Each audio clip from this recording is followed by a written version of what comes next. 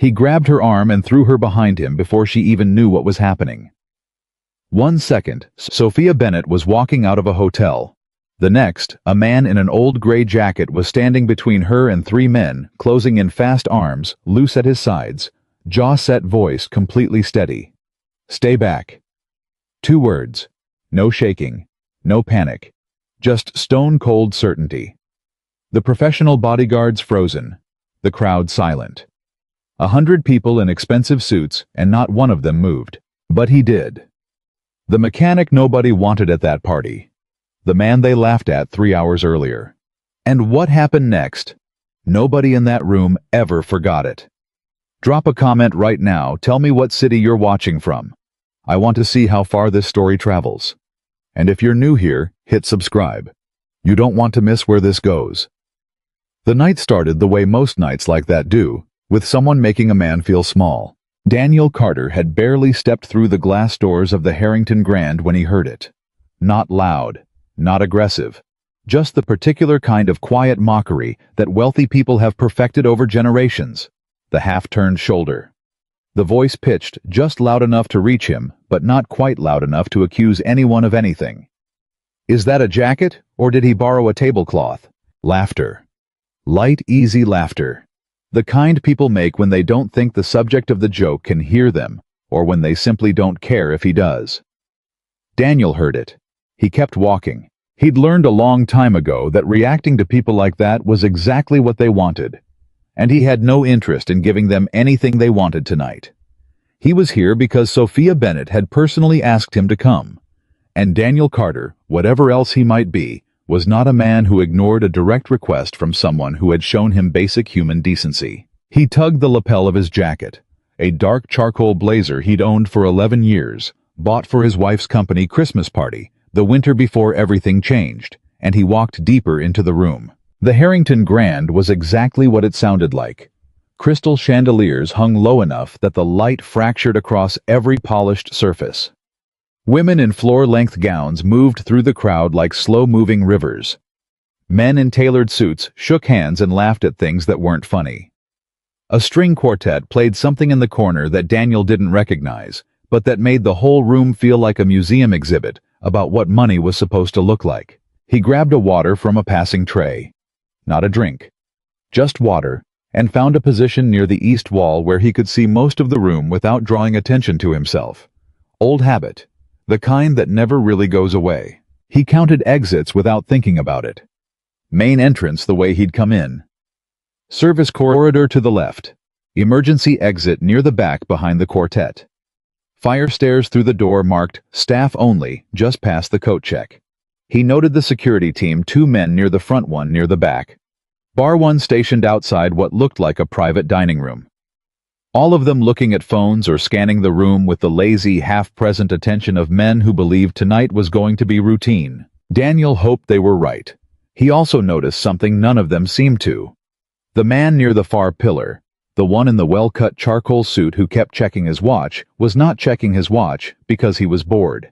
His eyes moved differently than the other guests. Quicker. More systematic. He wasn't watching the chandeliers or the string quartet. He was watching the room the same way Daniel was. File that away. You actually came. The voice came from his right, and Daniel turned to find Sophia Bennett moving toward him through the crowd with the kind of effortless authority that made people unconsciously step aside before they'd even registered she was there. She was wearing a deep navy dress, her dark hair pulled back simply, and there was nothing performative about the smile she gave him. That was the thing about Sophia that had caught him off guard the first time they'd met, and continued to catch him off guard every time after. She didn't perform.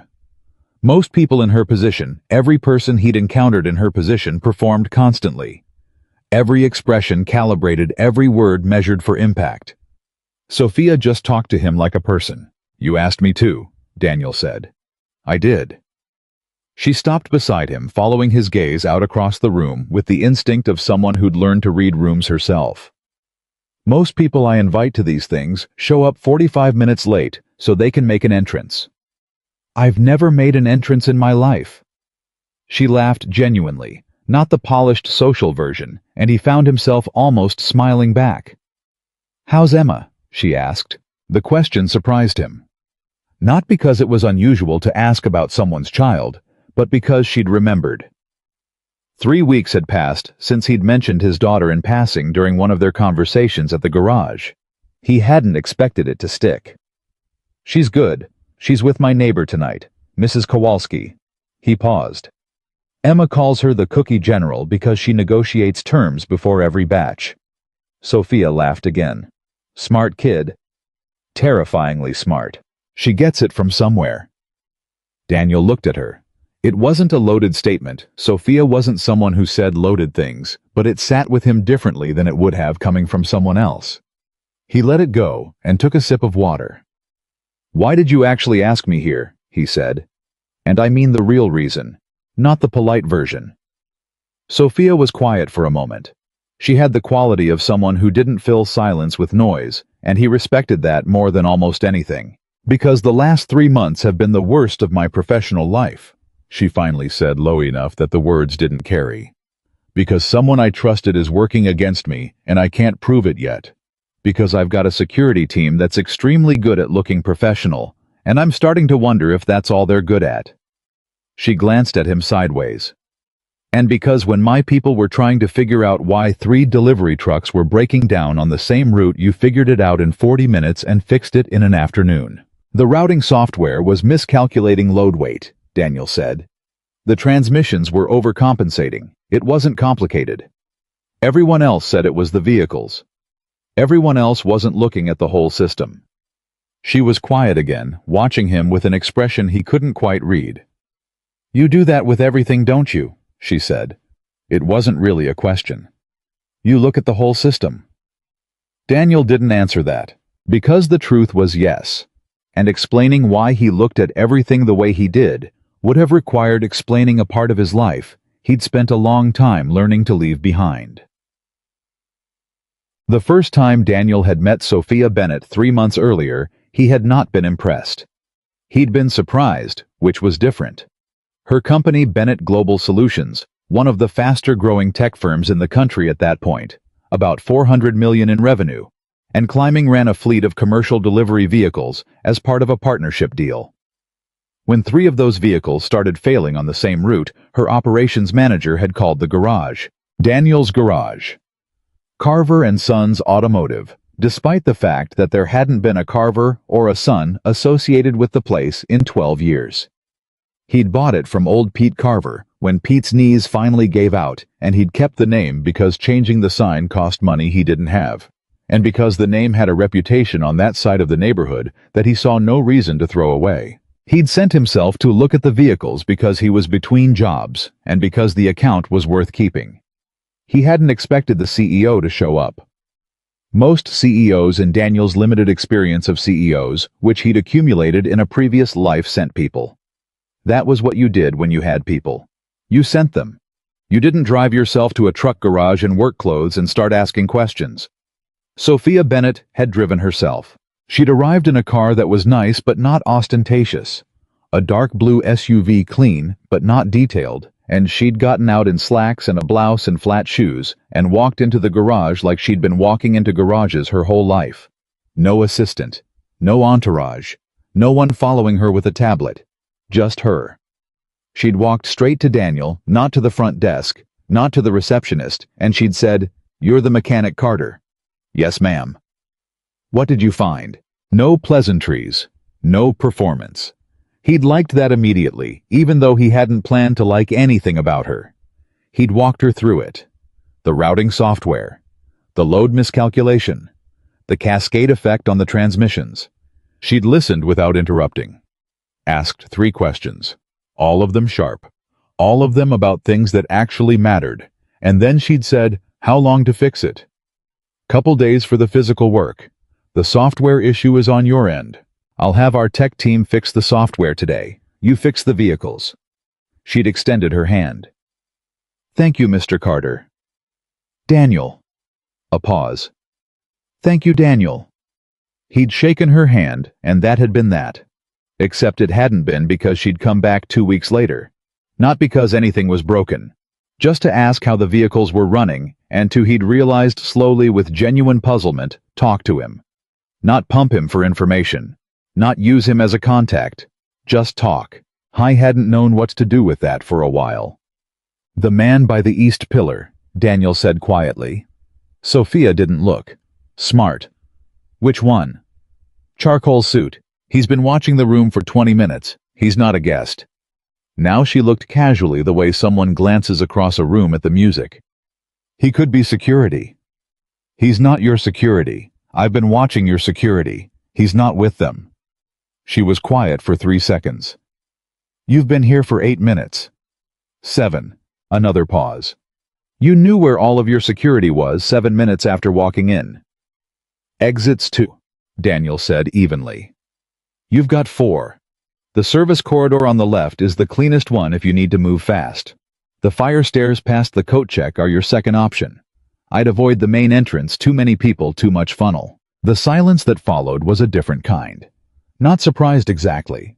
More like someone suddenly seeing a shape that had been in front of them the whole time, finally clicked into focus. Daniel, she said quietly. Who are you? A mechanic, he said. She looked at him for a long moment. That's not what I mean. I know, he said. Ask me something easier. The problem with the gala, with all of these events in Daniel's experience, was that everyone was watching what they were supposed to watch. The performance, the spectacle, the names and the handshakes and the charity presentations and the catering. Nobody watched the edges. Daniel watched the edges. He tracked the man by the pillar who introduced himself to one guest as a financial consultant, but whose handshake was wrong, too firm, in the wrong places, the grip of someone trained rather than practiced, and he started mapping. 2 other men arrived in the next hour. He clocked them both. They didn't arrive together. That was deliberate. One came in through the main entrance at the 40-minute mark, stopped at the coat check, made a phone call near the bar. The second came in through what Daniel would have bet was a staff entrance. He arrived from the direction of the service corridor with the particular ease of someone who'd memorized a layout. They were operating on a plan. Daniel didn't know whose plan yet, but he knew those 3 men were not here for the charity. The question was who they were here for. He watched Sophia work the room. She was good at it, easier in her own authority than most people twice her age. And he thought about Richard Holloway. He'd heard the name from Sophia during one of their conversations. Not the details. She was careful about what she said, and he respected that. But enough. Holloway was a rival. Holloway wanted her company and wasn't getting it the legitimate way, so he was finding other ways to apply pressure. Leaking information. Sending messages through proxies. Slowly poisoning the water around her. The kind of man who hired people to solve problems he didn't want his name attached to. Daniel looked at the 3 men in the room and felt something old and quiet settle into place in his chest. He'd been wrong earlier, he realized. He'd come tonight as a guest, as a civilian. As the mechanic Sophia had invited out of, he'd assumed some combination of gratitude and the particular loneliness that came with being surrounded by people who wanted things from you. He'd been wrong about his role tonight.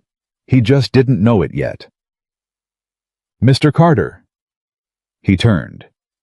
A man he didn't recognize had approached from his left quietly, smoothly, with the particular precision of someone who'd moved in, practiced silence for most of his adult life. He was maybe 50, well-dressed, without being flashy, with the kind of forgettable face that Daniel immediately understood was not accidental. I think you have me confused with someone, Daniel said. I don't think so. The man smiled pleasantly. You're Daniel Carter. You used to be something considerably more than a mechanic, and I think you know exactly what's going to happen tonight. Daniel held the man's gaze and didn't say anything. The woman you're standing next to, the man continued pleasantly, like they were discussing the weather, is going to have a very bad evening, and what I'm offering you out of professional courtesy is the opportunity to be somewhere else when it happens. Professional courtesy, Daniel repeated. That's right. You're telling me you know who I am. I'm telling you that yes, I know who you were. The man's smile didn't change. And I'm telling you that whatever you were before right now, you're just a single father. You have a daughter. Emma. Isn't it 7 years old? You drive her to school every Tuesday and Thursday because those are your long days at the garage. Mrs. Kowalski watches her on the other nights. Something very cold moved through Daniel's chest. He didn't let it reach his face. You're going to want to be very careful, Daniel said quietly, about the next thing you say. The man studied him for a moment. Some of the pleasantness faded not into aggression, but into something more like assessment, like a man recalibrating. Walk away tonight, he said. That's all I'm asking. And if I don't, then you'll complicate things. And complicated things have a way of affecting everyone around them. Daniel looked at the man for 3 full seconds. Then he said, "Tell Holloway his people have terrible taste in hotels." The man's expression shifted, just slightly. "Good night," Daniel said. The man walked away. Daniel turned back to the room and found Sophia 15 feet away, watching him with an expression that was half alarm and half something else. She crossed to him. "Who was that?" "Someone who wanted me to leave." "Why?" "Because I'm the only person in this room who knows what's about to happen." He looked at her directly. "I need you to do exactly what I tell you. Can you do that?" "Daniel." "Sophia." Her name in his voice quiet and certain. "Can you do that?" She looked at him for a long moment. Something passed across her face. The thing that happened when someone who was used to being the one in control recognized that for once right now in this specific situation, they were not. "Yes," she said. "Good. You're going to go back to the room. You're going to make your rounds. You're going to act exactly like you've been acting all night." He held her gaze. "And in approximately 45 minutes when you're ready to leave, you're going to tell me first. Not your security team. Me. And then we're going to leave through the service corridor." She stared at him. "You've been planning this since you walked in." "I've been adapting since I walked in," he said. "There's a difference." The 45 minutes passed the way they always did in situations like this, too slow and too fast at the same time. Daniel moved through the room, the way he'd learned to move through every room like this, present enough not to be noticed, quiet enough to notice everything. He kept Sophia in his peripheral vision. He tracked the 3 men. The one from the pillar had repositioned twice, once toward the main bar, once toward the coat check, and was now stationed near the main entrance. The second man had moved toward the private dining room. The third, the one who'd come through the service corridor, had disappeared. That was the one Daniel didn't like. A man who disappears in a controlled space, either left or found a position you can't see. Daniel didn't believe he'd left. He found Sophia at the 11:40 mark earlier than he'd suggested, but she'd read something in the room herself. He could see it in her face, and she crossed to him with the practiced ease of someone making casual conversation. "Now," she said simply. "Not through the corridor," he said. Something had changed in the last 4 minutes. He could feel it in the way the room's energy had shifted, that particular tension that preceded something, the way air pressure dropped before a storm. "Main entrance, my left side." "I thought you said—" "Plans change." He touched her elbow lightly, "Just a guide, nothing more. Walk normally. Talk to me like we're having a conversation." "About what?" "Anything." "I hate small talk." "I know. Do it anyway." She laughed softly despite herself, genuine, real, and it did something important. It made them look like exactly what they were supposed to look like. 2 people leaving a party together. Comfortable. Easy. They made it halfway to the main entrance. That was when the lights cut. Not a full blackout. Emergency lighting kicked in almost immediately, that cold blue-white glow that made everything look like a crime scene, but enough. Enough confusion. Enough cover. And in that moment, Daniel felt the movement before he saw it. 3 men. From 3 directions. Not the ones he'd been tracking. Different men moved into position during the distraction. During the darkness, he should have accounted for, and hadn't, and was already calculating the error of, and they were moving fast. Too fast for conversation. Too fast for warning. Daniel moved faster. He turned and put Sophia directly behind him, in the same motion. Smooth, instinctive, the body. Memory of 1,000 drills that no amount of time behind a garage counter had completely erased, and he faced the three men closing in with his arms loose at his sides and his voice completely, absolutely steady. "Stay back." The room froze. The men didn't. And the man that Daniel Carter had spent 11 years pretending he no longer was, came back online like a light that had never actually gone out. Just been waiting.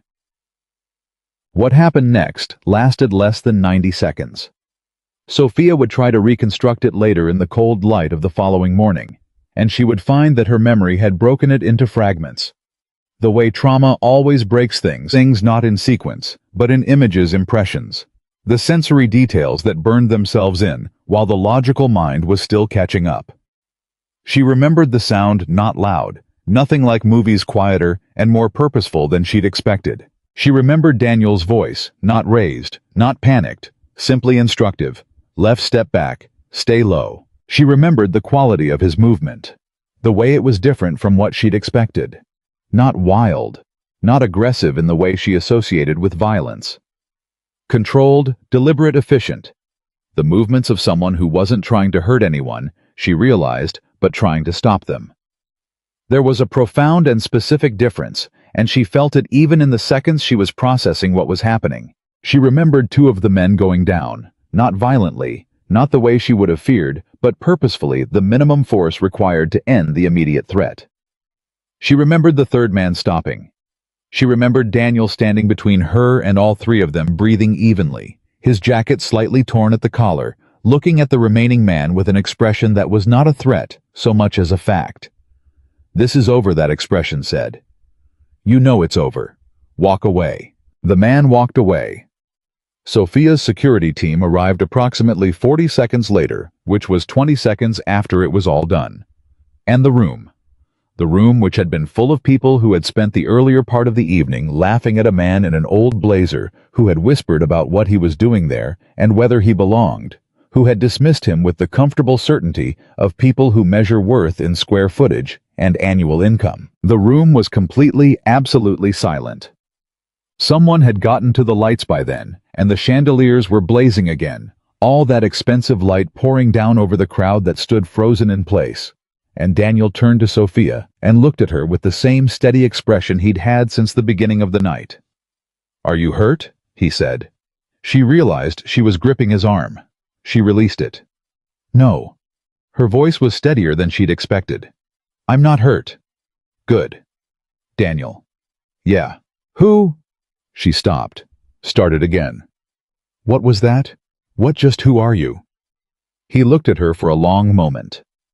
The room around them was starting to come back to life. Voices, movement, the sound of someone on a phone with what she assumed was the police, and in the center of all of it, Daniel Carter stood completely still and completely quiet. "I'm a mechanic," he said. "Daniel. And a father." He straightened his jacket with a motion that was almost automatic. "Let's get you somewhere safe first, and then I'll answer whatever you need to ask." He said it the way he said most things, directly, without drama, without any particular weight on the words. Like a man who had made a decision a long time ago about what he was and wasn't anymore, and who lived that decision every single day. Sophia looked at him. At the man nobody at this party had wanted to see. At the man they'd dismissed and whispered about and measured against a scale he'd never asked to be measured by. And for the first time since the lights had cut and the world had tilted on its axis, she felt something settle in her chest. Not just safety. Something older and quieter than that. The feeling of standing next to someone who is without performance or announcement or any need for recognition, exactly who they are. "Okay," she said, and she followed him toward the service corridor, the one he'd identified 7 minutes after walking in and out of the noise and the light and the expensive silence of a room full of people who would be talking about tonight for the rest of their lives. The parking garage was quieter. Daniel walked half a step ahead of her, and to the left she noticed it now, the way he always positioned himself, and he didn't speak until they reached her car. Then he stopped, turned, looked at her with the expression she was starting to recognize as the one he wore when he was about to say something he'd rather not, but had decided to say anyway. "The man who approached me tonight," he said. Before it happened, he knew Emma's name, her school schedule. A pause. He knew Mrs. Kowalski. Sophia went very still. I was sending a message, Daniel continued. I don't think he actually intends to. I don't believe it was a real threat to Emma. I think it was a demonstration. But I want you to know because... He stopped, exhaled once. Because whoever is behind tonight knew enough to know who I used to be. And I need to know if you're aware of how far Holloway's people are willing to go. She looked at him. In 11 years of building her company, she had handled threats. She'd handled hostile takeover attempts and corporate espionage, and the particular cruelty of competitors who played dirty. She was not by any measure of the word naive. But standing in a parking garage at midnight next to a man who had just protected her life and was now telling her with his jaw tight and his eyes steady that someone had threatened his daughter, she felt something she was not used to feeling in professional situations. Rage. Clean and cold and unambiguous. I'm going to find out exactly how far, she said. Sophia, no.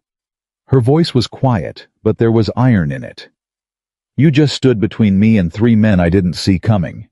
You did that because I invited you tonight, and because that's the kind of man you are, and someone used your daughter to try to make you walk away. She held his gaze. I'm going to find out everything, and I am going to end it. He looked at her for a long moment. Then, something shifted in his face, very small, very brief, and she realized it might have been the closest thing to relief she'd ever seen him express. Okay, he said quietly.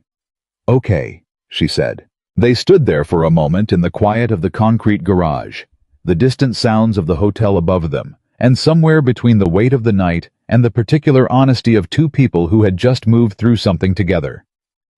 Sophia Bennett understood that she was looking at a man she had fundamentally failed to see. And she thought about all the people upstairs in their tailored suits and their chandelier light who had failed to see him the same way. And she thought about how much the world was full of people like that.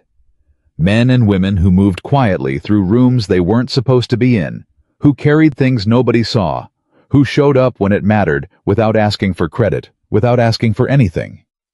The people everyone looked past. The people everyone needed. She was still thinking about it when Daniel finally spoke again. I should call Mrs. Kowalski, he said. Make sure Emma's okay. That was the thing. Even now, after everything, that was his first thought.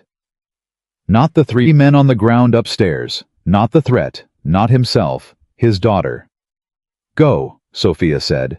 I'll handle things up there. He nodded, took out his phone, and walked a few paces away to make the call. And she heard his voice change when Mrs. Kowalski picked up warmer, lighter, the particular frequency of a parent checking in with someone they trust. And she heard him say, Is she asleep? Good. Good, don't wake her. I'll be home by 2. And then quietly, like it cost him something. Thank you. Really. He stood there for a moment after he hung up phone in his hand back to her, and she could see in the set of his shoulders the weight of what had just happened. Arriving in full. The adrenaline settling, the reality coming in, and he stood very still and let it come. Then he straightened, turned back. All good, he said. Good, she said. He looked at her with that direct, unadorned gaze that she'd never quite gotten used to because she'd spent so long surrounded by people who never looked at you directly. I'll need to give a statement, he said. To the police. Yes. And then I need to get home. Of course. He nodded, started to turn. Daniel. He stopped. She didn't know exactly what she wanted to say. There were too many things, and none of them were adequate to the moment, and she'd learned long ago that the right response to inadequacy was not to reach for words that didn't fit, so she just said thank you.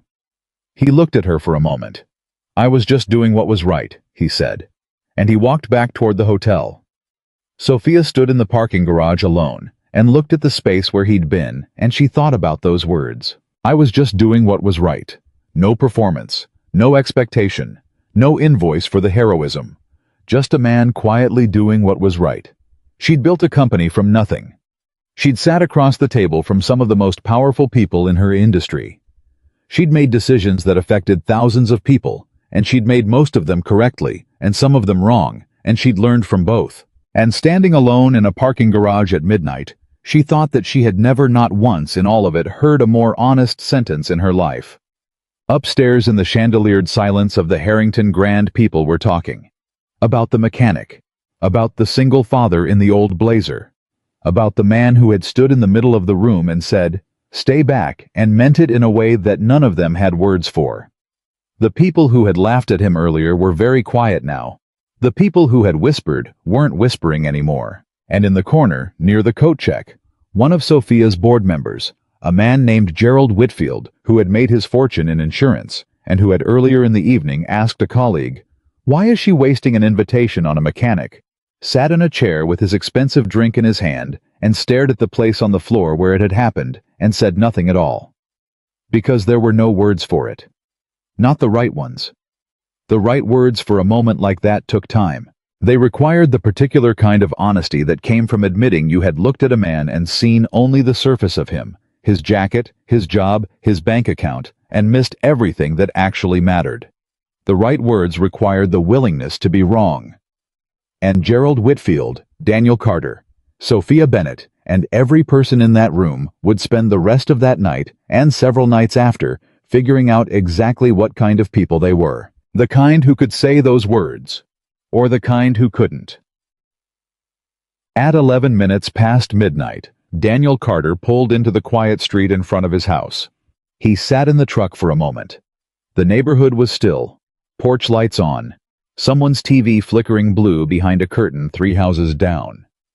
The old oak tree at the edge of his yard that he'd been meaning to trim for 2 years, standing dark and patient against the sky. He sat with the night for a minute, let everything settle. Then he got out of the truck quietly and went inside. Emma's door was cracked. He pushed it open just enough to look the lamp in the shape of an owl that they'd picked out together was casting its soft amber glow, and she was asleep on her stomach with one arm around the stuffed rabbit she'd named Gerald for reasons she'd never fully explained to him. Her hair was everywhere. She was breathing. She was safe. Daniel stood in the doorway for a long moment. Then he pulled the door to not closed, just almost, and went to the kitchen and put on water for tea, and sat at the table, and let himself in the quiet of his own house with his daughter. Asleep down the hall, feel the full weight of the night. His hands were steady. They'd always been steady.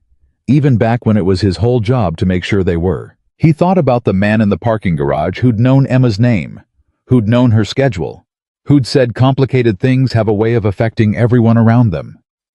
He thought about Sophia's face when he'd told her. The rage, clean and cold. He thought about what came next, because there was going to be a next. He knew how these things worked. Tonight hadn't ended anything. It had started something.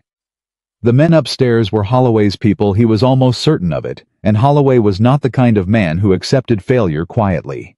He would adapt. He would try something else, something subtler, or something louder, depending on what he thought would work. And Daniel was going to have to decide what role he played in what came next. He sat with his tea and his thoughts in his quiet kitchen, and he looked at the drawing Emma had taped to the refrigerator, a house with a sun and 2 figures in front of it. One tall and one small, labeled in her careful 7-year-old printing. Daddy and me. And he thought about the version of himself that had come online tonight, clean and cold and functional.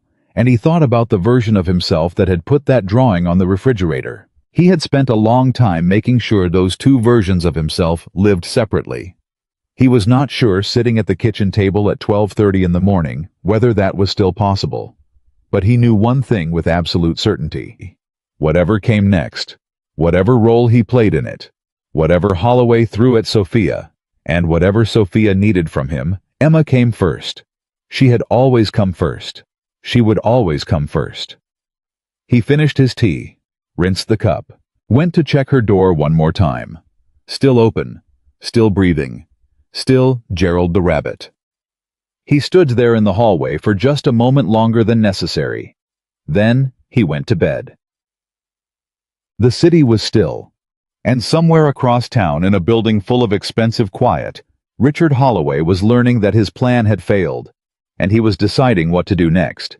And he had no idea, not yet, that the mechanic he'd tried to buy off in a parking garage was not the mechanic he'd researched. He had no idea what he'd awakened. That was the thing about men like Daniel Carter.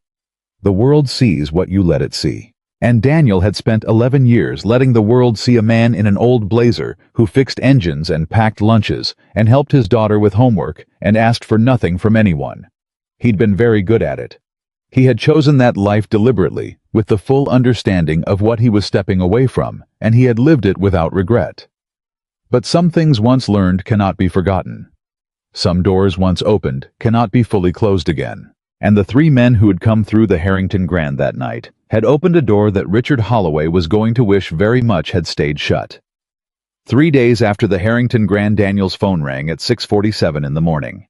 Howe was at the stove, making Emma's eggs scrambled no pepper. She'd been adamant about the pepper since she was 4 when the number came through.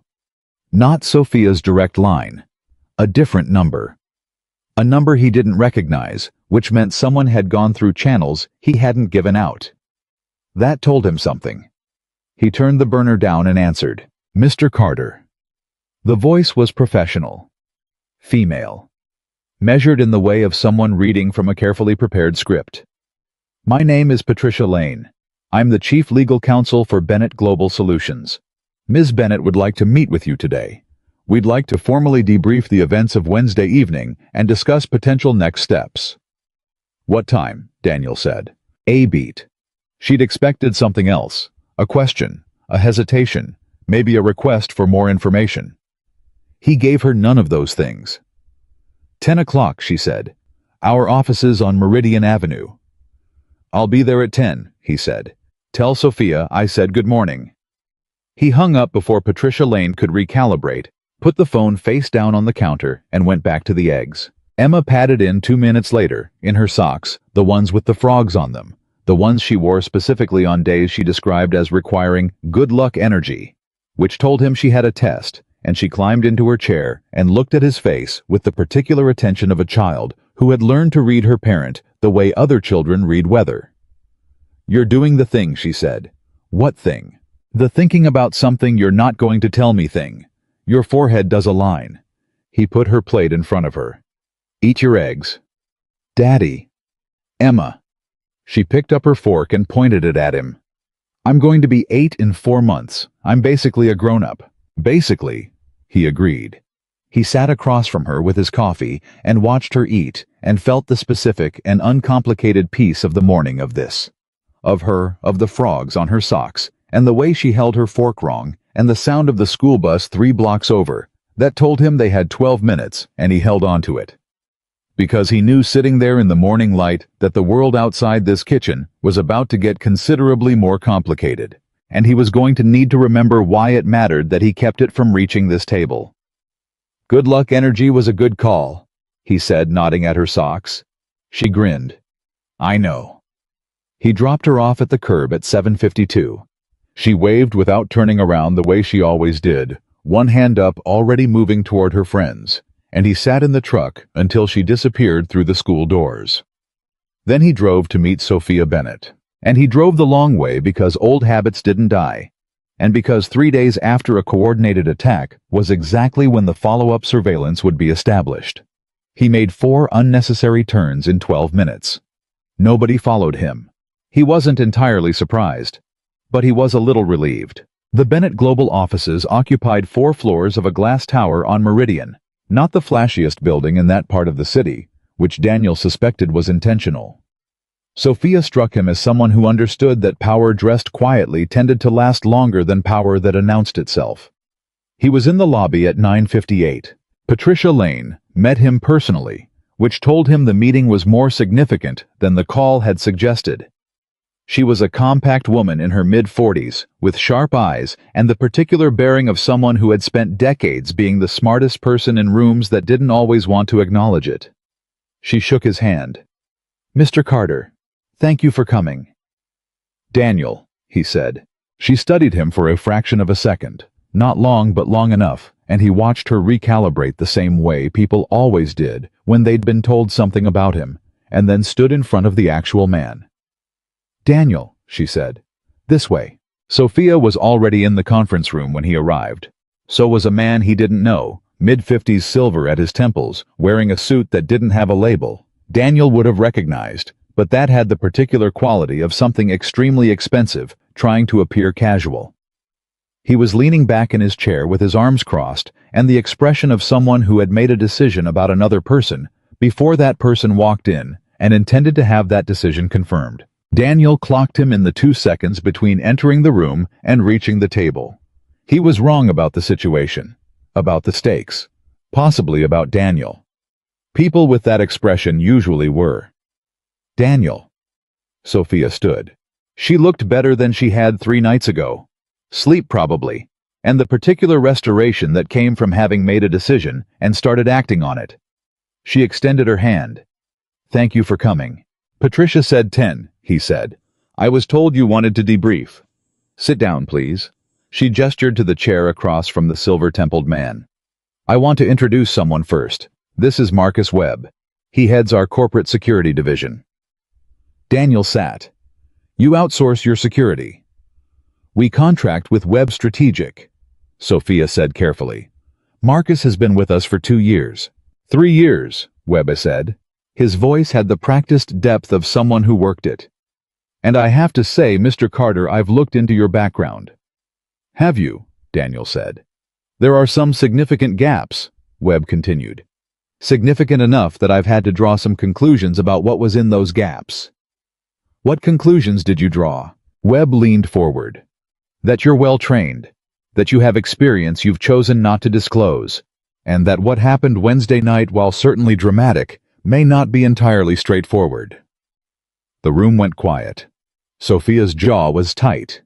Patricia Lane had gone very still. Daniel looked at Webb for a moment. Then he said pleasantly, "You think I was involved? I think it's worth considering." "With the attack on Sophia?" Not a question. Statement. Flat. "I think. You think a man who put himself between your client and 3 armed men with no protective equipment, no backup, and no prior warning, did so as part of a coordinated operation that somehow required him to physically stop said men rather than allow them to complete their objective?" Daniel held Webb's gaze. "That's what you think." Webb opened his mouth. Daniel kept going, still pleasant. "You also think this despite the fact that I was at the event at Sophia's personal invitation, that I alerted her to the threat approximately 45 minutes before it occurred, and that the men I stopped were subsequently identified by your own security team as contractors with documented connections to Richard Holloway's private security firm." He paused. "Did I leave anything out?" Silence. "I'm just trying to understand the theory," Daniel said, "so I can appreciate the full scope of it." Marcus Webb looked at him. Something moved behind his eyes, recalculation, and underneath it, the first thin edge of something that might eventually become embarrassment. "Marcus," Sophia said, quietly, but with a finality that ended the conversation completely. Webb sat back. Patricia Lane cleared her throat. "What we'd like to focus on," she said with the practiced ease of someone redirecting rooms for a living, "is what Daniel observed that evening, before the incident. We believe there may be operational intelligence that can help us understand the scope of Holloway's current activities." What followed was 40 minutes of the most precise debriefing Daniel had participated in since a life he no longer claimed as his own. Patricia asked the questions she was good at it, structured and sequential, following threads without telegraphing where she was going, and Daniel answered them with the same directness he gave everything. The man by the pillar. The timing of the secondary arrivals. The third man who'd disappeared. The conversation in the main hall, and here he watched Webb's face when he described it. Watched the security professional process, the fact that someone had walked up to an apparent civilian in the middle of a monitored event and issued what amounted to a direct threat, and that Webb's team had not noticed it. Webb's jaw went tight. He didn't say anything. "The man who approached you," Patricia said. "You said he referenced your background. He indicated he knew who you used to be. Can you tell us more about what he meant by that?" Daniel looked at her for a moment. Then he looked at Sophia. Sophia looked back at him with the expression she'd had in the parking garage, direct, steady, the expression of someone who had decided that whatever he said next, she was going to receive it without flinching. "I had a previous career," Daniel said. "Before the garage, before Emma." He kept his voice even. "I worked in a specialized capacity for a federal contractor. Threat assessment. Personal protection. Some operational work in environments I'm not going to describe in detail. He paused. I left that work 11 years ago, voluntarily, after something happened that I'm also not going to describe in detail. The room was very quiet. The point, Daniel continued, is that my background is not publicly available. It's not something you can find with a standard search. The fact that Holloway's man was aware of it means Holloway has access to resources that go beyond a standard private security firm. He has a contact who can pull restricted personnel files, or he has a contact who knew me personally from that period. He let that land. Either way, that's a significant escalation. It means Holloway isn't just pressuring your company. He's building dossiers on the people around you. Sophia hadn't moved. He knew Emma's name, she said. Not to the room, to Daniel. Yes. Her school. Yes. She turned to Patricia. I want everything we have on Holloway's current security contractors. Every name, every connection, every firm they've worked with in the last 5 years.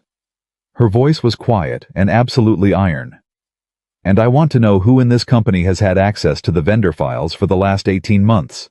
Patricia was already writing. I'll have a preliminary list by end of day. Good. Sophia turned back to Daniel. I want to ask you something directly. All right. When you told me to follow your lead Wednesday night, when you told me to go through the service corridor and then change the plan when the lights cut. She was choosing her words carefully. You weren't guessing. You weren't improvising. You'd been reading the room since you arrived, and you had a clear operational picture of what was happening. Yes. How long have you known that someone was planning something at that event? Daniel considered this question. The honest answer was long enough. Long enough to feel the shock of it before he could name it.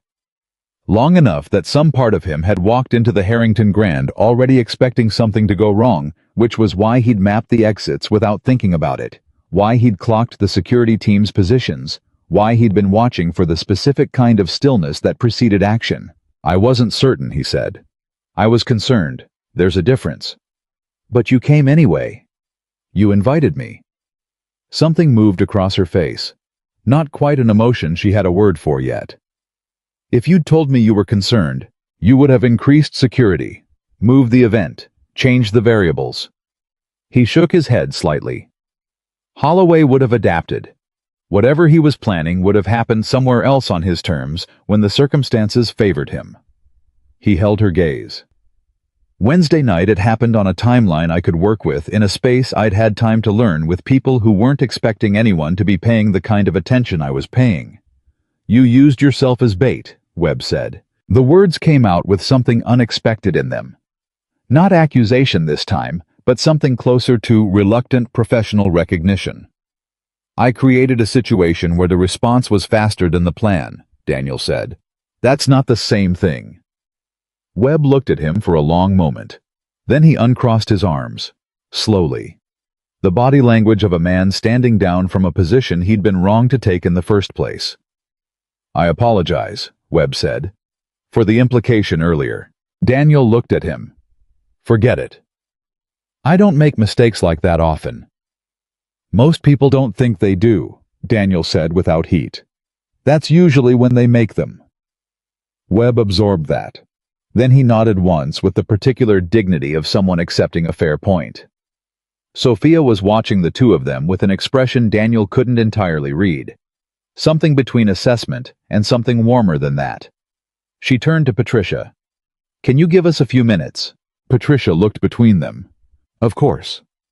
She gathered her notes and stood, and Webb stood with her, and there was a brief and efficient exit that left the two of them in the conference room with the door closed and the city visible through the glass behind Sophia's shoulder. Sophia sat back. She looked suddenly like the weight of 3 days had settled in her at once, not breaking her, nothing like that, but present. Real. The performance down. I didn't sleep for 2 days, she said. I know. She looked up. How do you know? Because you didn't call me. People who've decided they're handling something sleep. People who are still processing it stay awake and don't reach out, because reaching out means admitting they don't have it handled. He held her gaze. You were working on it alone. She was quiet for a moment. I found something. All right. In our personnel files, someone has been making copies. Digital copies of sensitive vendor contracts security protocols.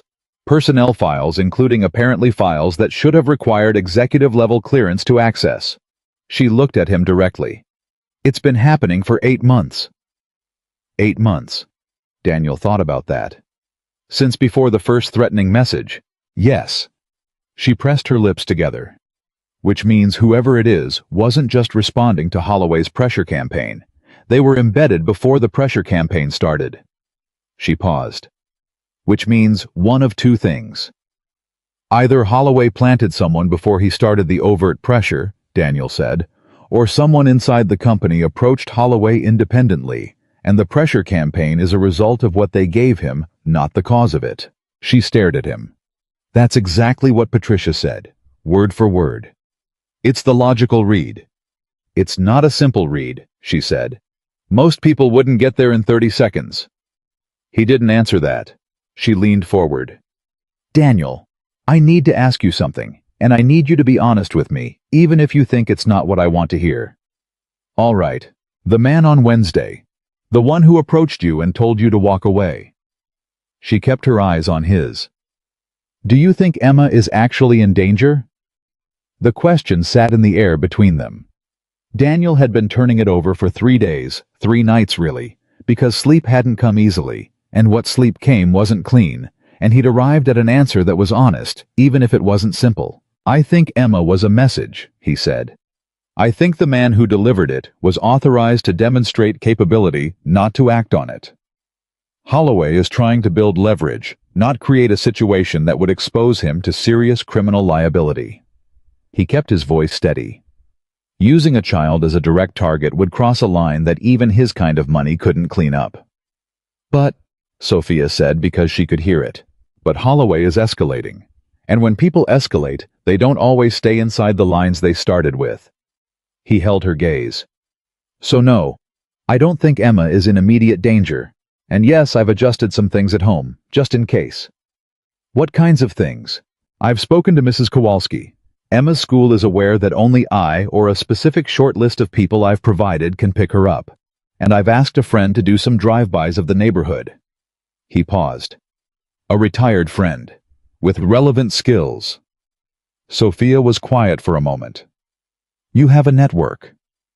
I have people I trust, he said, which was a different thing, and she heard the difference.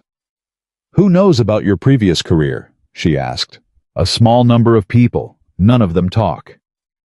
And whoever briefed Holloway's man had access to something they shouldn't have had access to, Daniel said, which is either a very sophisticated data breach of federal records or someone who knew me personally. He let that sit. I've been thinking about who that might be for 3 days. And? He looked at her. There are 2 names I keep coming back to, and I need to make some calls before I say either of them out loud. She accepted that without pushing, which he appreciated. Outside the conference room windows, the city moved traffic and pedestrians, and the ordinary relentless machinery of a Thursday morning. And for a moment, they sat in the particular quiet of 2 people who were in the middle of something that hadn't finished yet, and knew it. I need to ask you something now, Daniel said. Okay. The insider, the person copying your files. He leaned forward slightly. Do you have a suspect? She was quiet for 3 seconds. Which was, he'd learned Sophia's version of a long time. I have someone I don't want it to be, she said. That's usually who it is. She closed her eyes briefly. When she opened them, something had resolved in her face the particular expression of someone who had been arguing with themselves for days and had finally stopped. His name is Kevin Marsh. He's been my director of operations for 6 years. He was with me from the beginning. Before Bennett Global was Bennett Global. She stopped, started again. He was there when it was just me and 2 employees and a lease on an office that was too big for us. Daniel didn't say anything. He knows everything, she said. Every system, every protocol, every vendor relationship. She pressed her fingertips to the edge of the table. And 3 weeks ago I offered him a promotion that he declined, which I thought was strange. But I told myself he had personal reasons. What was the promotion? Head of our new security compliance division. More visibility, more responsibility, more access to board-level discussions. She looked at Daniel. But a different kind of access than what he has now. Daniel understood. More visibility meant more scrutiny. If he's been copying files for Holloway, the last thing he'd want is a role that put him under a microscope. She exhaled. He declined the promotion 2 days before the first threatening message appeared.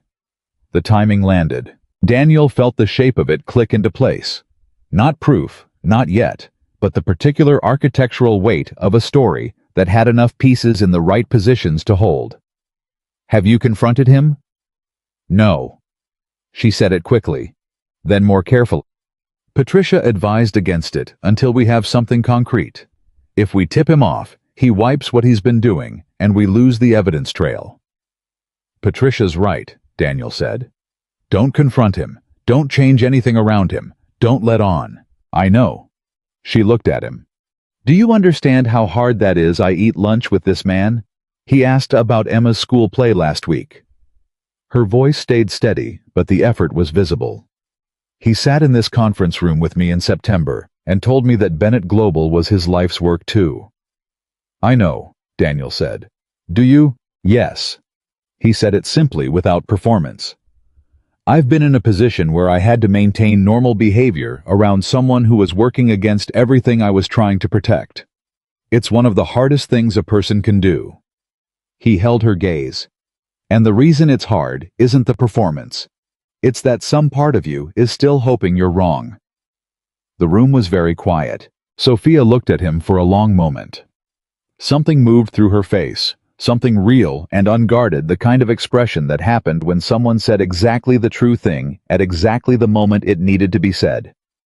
Yes, she said quietly. That's exactly it. They sat with that for a moment. Then Daniel straightened. I want to help you build the case. Daniel, not in an official capacity. Nothing that requires me to explain my background to anyone. I was matter-of-fact about it. But I can watch. I can listen. I can tell you things your security team won't notice because they're looking at systems, and I look at people. She studied him. And why would you do that? The question was genuine. Not suspicious. She wasn't testing him, but genuinely curious. Genuinely trying to understand the man sitting across from her. He thought about Emma's drawing on the refrigerator. The tall figure and the small figure in front of the house with the bright crayon sun. The careful printing. Because someone used my daughter's name to try to make me walk away, he said. And I don't walk away. Sophia held his gaze. Then she said, Marcus is going to have a problem with this. Marcus can have a problem with it. He runs our security. I know. Daniel stood. He's also the reason 3 men got into that event Wednesday and positioned themselves before anyone noticed. He's good at managing systems, Sophia. He is not good at watching people. He buttoned his jacket. I am. She looked up at him. And in that moment, him standing her still, seated the city humming through the glass behind her, he saw it again. The thing he'd seen in the parking garage.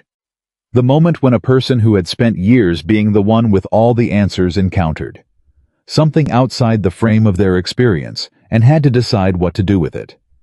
Sophia Bennett decided fast. He'd noticed that about her from the beginning. Okay, she said. I'm going to need access to the guest list from Wednesday. Full list, every name. He was already moving toward the door. And I need the dates Kevin Marsh took time off in the last 12 months. I can get those. Good. He reached the door, stopped, turned back. One more thing. What? The friend I mentioned. The one doing drive-bys. He met her eyes. I'm going to ask him to extend that to you as well. Just casual surveillance. Nothing you'd notice. He paused. I should have thought of it 3 days ago. She was quiet for a beat. Something in her expression shifted, not quite vulnerability. Sophia didn't do vulnerability easily, but something adjacent to it. The look of someone unexpectedly receiving care they hadn't asked for and weren't sure how to hold. You don't have to do that, she said. No, he agreed. I don't have to. He held her gaze for a moment. Then he walked out. Patricia Lane was waiting in the hallway with the guest list already printed, She'd anticipated the request, which told him she was better at her job than most people probably gave her credit for, and he took it with a nod of acknowledgement and walked to the elevator. Marcus Webb was standing near the elevator bank. They made eye contact. Webb held the door. They rode down in silence for 2 floors. Then Webb said without looking at him, "You should know I'm going to review every decision my team made Wednesday. Every position, every timeline, every missed observation." "Good," Daniel said. "I don't make excuses for failures." "I know. You made one apology in front of your client, and you didn't hedge it." Daniel kept his eyes on the floor numbers. "That's worth something." Webb was quiet for a moment. "I'm going to need to understand exactly how those men got past my screening. Can you walk me through what you observed timing positions approach vectors?" "I can." Daniel glanced at him. "But not today. I've got a pickup at 3:15. Webb blinked. "A pickup." "My daughter." He said it the way he said everything, just a fact, no apology, no explanation. "She has a test today. I want to be there when she comes out." Something changed in Webb's face. Not softening exactly, he wasn't a soft man, but a kind of recognition. The look of someone recalibrating what they thought they knew about who they were dealing with. "Tomorrow," Webb said. 7 a.m., our office. 7 works, Daniel said. The elevator opened. They walked out into the lobby and separated without further ceremony, and Daniel went through the glass doors and out into the morning. The city was loud and ordinary around him. People moving with the specific intentional rush of midweek business. Everyone heading somewhere. Everyone carrying something visible and invisible. The burdens you saw and the ones you didn't. He walked to his truck and sat for a moment before starting it. He looked at the guest list Patricia had given him. 43 names. Some he recognized from the newspaper's business people, donors, local figures. Some were unknown to him. And somewhere in those 43 names possibly was a connection to Holloway's operation. Someone who had confirmed the venue, the timing, the guest roster. Someone who had made it possible for 3 men to walk into that hotel with a plan. He folded the list and put it in the inside pocket of his jacket. Then he thought about Kevin Marsh. 6 years with Sophia. There from the beginning. Knew every system, every protocol, every person.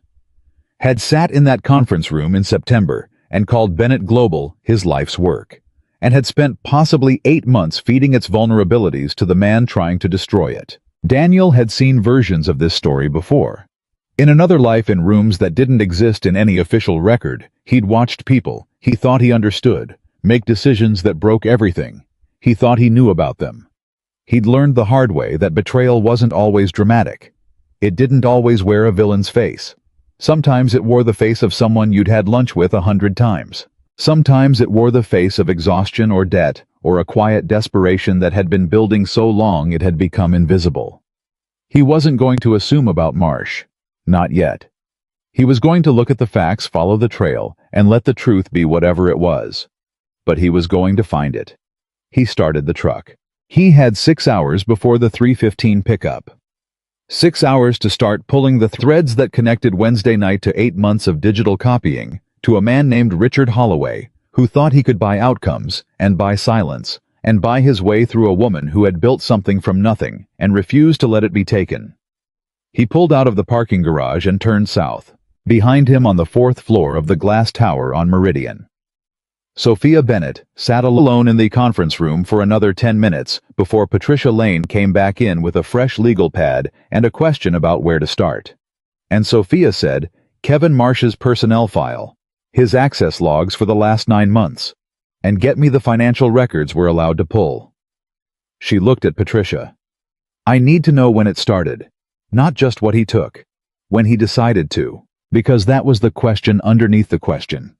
The one that kept her awake at night. Not what he'd done.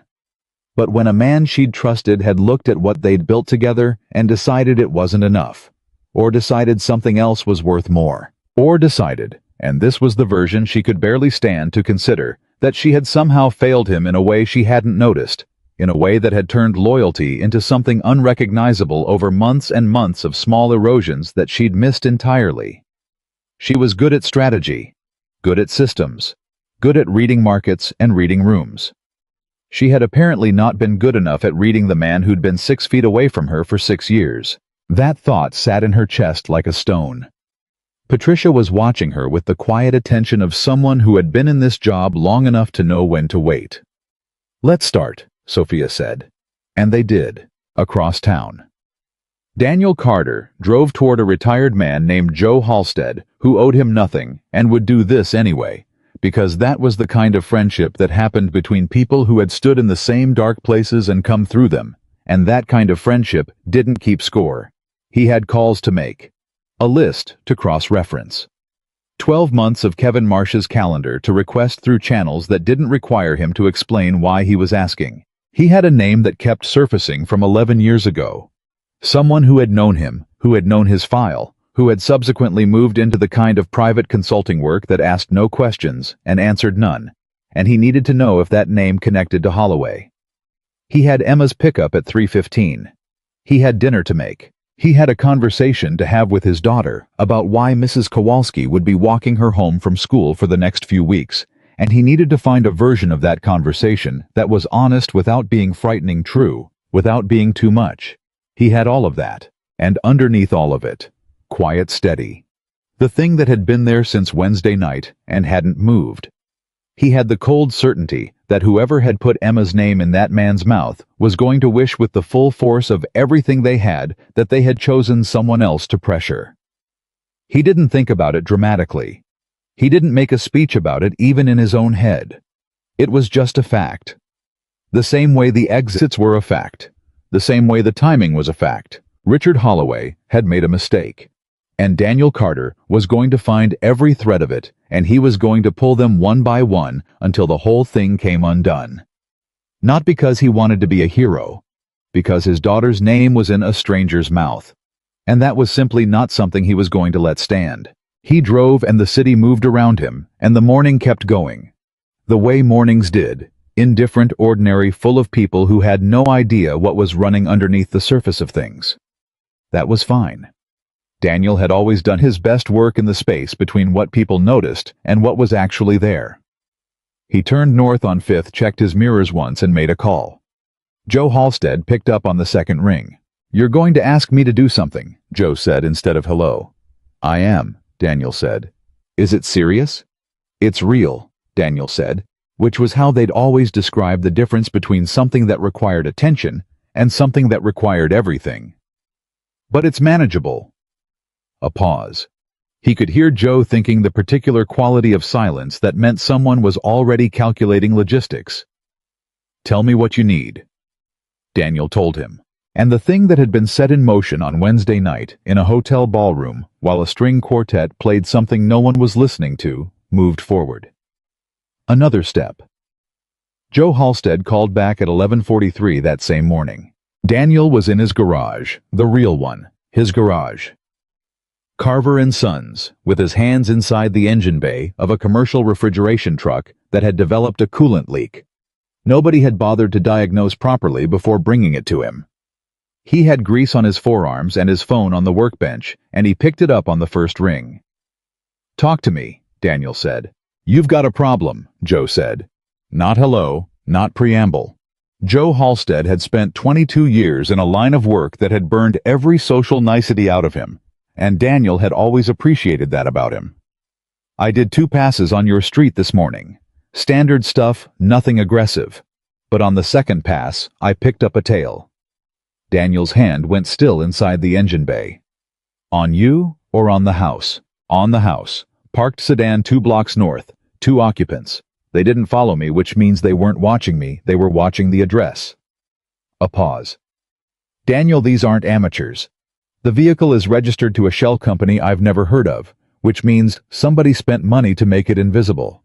That's not standard Holloway pressure campaign stuff. That's operational." Daniel pulled his hand out of the engine bay slowly, wiped it on the rag tucked into his belt. His mind was already running the calculation. Emma's school 3:15 pickup. Mrs. Kowalski's house, 2 blocks from the school. The route he drove versus the routes he didn't, the 12 hours between now and bedtime. "The school," he said. Already on it, Joe said. I called Diane, she's sitting on the school right now. Nobody going in or out that doesn't belong there. A beat. Your kid is fine, Daniel. She's fine. But you need to move. Move how? The sedan's been there since at least 8 this morning. That predates your meeting with Bennett, which means they had your home address before today, probably before Wednesday. They've been patient, which is the part that worries me more than the surveillance itself. Joe's voice was steady, but there was something underneath it that Daniel recognized as the particular tension of a man who had seen how these things escalated. Patient means plan, and planned means Holloway has a timeline. Daniel was already reaching for his jacket. I need you to do something for me. Name it. The sedan.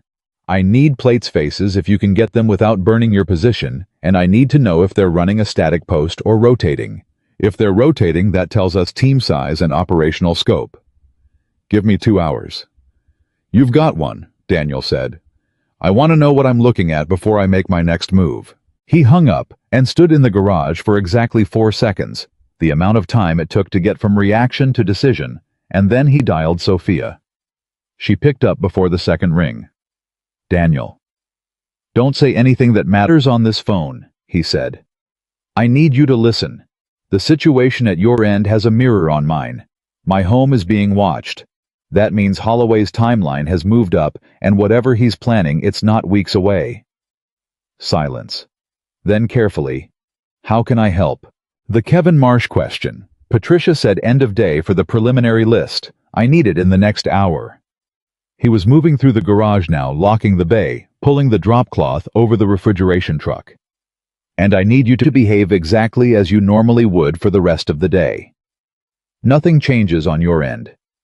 If Marsh is watching for signs that he's been identified, any deviation in your normal pattern tells him. Understood. Another pause. Daniel, are you all right? The question caught him slightly off guard. Not because it was unusual to ask, but because of how she asked it. Not as a professional courtesy. Not as a CEO checking on a resource. Just one person asking another person a genuine question. I'm fine, he said. Talk soon. He drove to Joe's place first, a small house on the east side that Joe maintained with the Spartan precision of a man who had never fully left a certain kind of readiness. And they sat at Joe's kitchen table with 2 cups of coffee. Neither of them touched, and went through what they had. Joe had gotten partial plates on the sedan, and had a contact running them through a non-official channel. He'd also managed a slow pass with a dash camera that had given them a clear image of the driver male. Late 40s, short gray hair, the particular blankness of expression that came with professional surveillance work. Daniel looked at the image for a long moment. I know him, he said. Joe went very still. You sure? Not by name, by face. Daniel tapped the image. This man was at a briefing I attended, not as a participant, as staff. Support role. I was working for a contractor called Vantage Group. He looked at Joe. Vantage Group dissolved about 8 years ago after a federal review. What kind of review? The kind where people decide it's better to scatter than stay in one place. Daniel set the image down. The principals went private. High-end corporate work. The kind of clients who need things done without documentation. Joe picked up his coffee, finally took a sip, set it down. So Holloway isn't just using private security. He's using ex-federal contractors who know how to operate without leaving a paper trail, which is why the shell company on the vehicle registration, which is why the access to my background file. Daniel looked at him. Holloway didn't hire Muscle Joe. He hired professionals, which means this isn't about scaring Sophia into a deal. It never was. What's it about then? Daniel was quiet for a moment. The calculation running the architecture of it, assembling piece by piece, Wednesday night's attack, the 8 months of copied files, the sedan outside his house, the man in the charcoal suit who had walked up to him at the gala and delivered a message with his daughter's name in it. Holloway wants something specific, Daniel said. Something in those files, something that Marsh was looking for and either found or hasn't found yet. The takeover story is real, but it's not the whole picture. He looked at Joe. Something Sophia has, or something she knows, is worth more to Holloway than the company itself. Joe stared at him. Does she know what it is? I don't think so. Daniel stood. Which means I need to find out before Holloway does. Howe was back in his truck at 12:58. Patricia Lane's email came through at 1:17, not the end of day. She'd promised, because Patricia Lane was apparently the kind of woman who moved faster when the stakes were clear, and it contained a document that Daniel pulled over to read properly. Kevin Marsh, 41 years old, 6 years with Bennett Global. Before that, 4 years at a mid-sized logistics firm that had since been acquired. Before that, 2 years at a company called Crestfield Analytics. Daniel stared at that name for 3 full seconds. Crestfield Analytics. He knew that name. Not from the tech world, not from corporate circles. He knew it because Crestfield Analytics had been a consulting subsidiary on paper of Vantage Group, the same Vantage Group that had scattered 8 years ago after a federal review. The same Vantage Group whose former employee was currently sitting in a sedan 2 blocks from his house. Kevin Marsh hadn't been recruited by Holloway 8 months ago.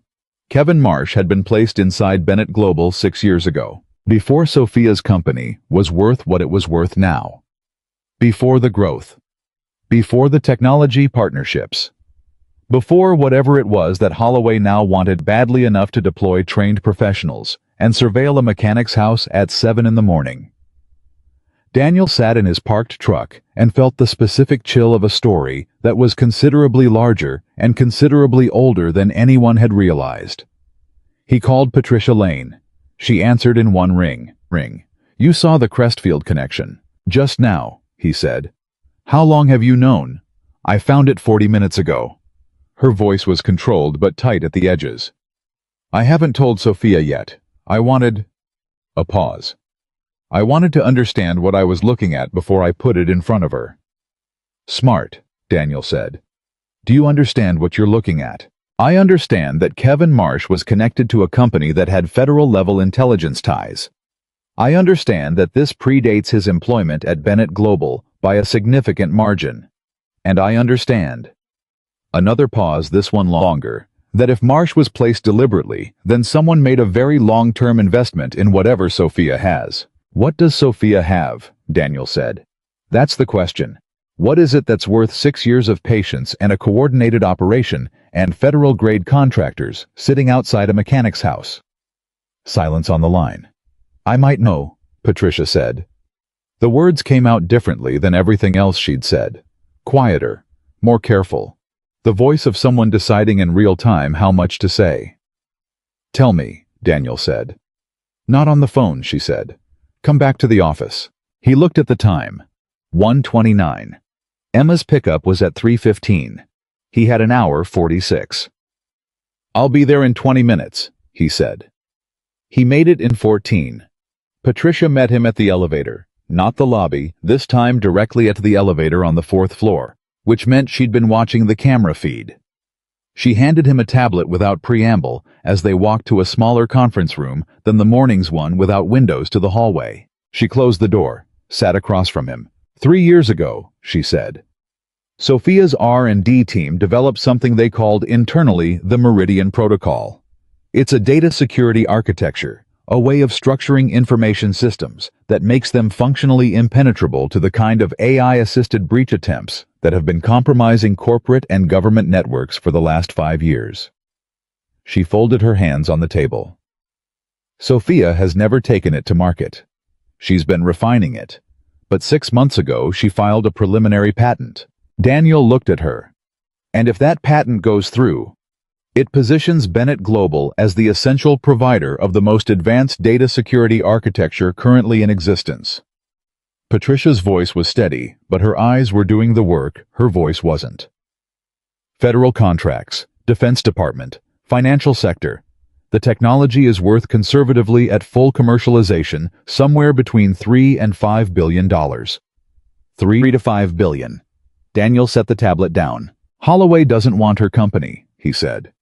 No, Patricia said. He wants the Meridian Protocol. He wants to own it before the patent is finalized. Before the world knows it exists. She pressed her lips together.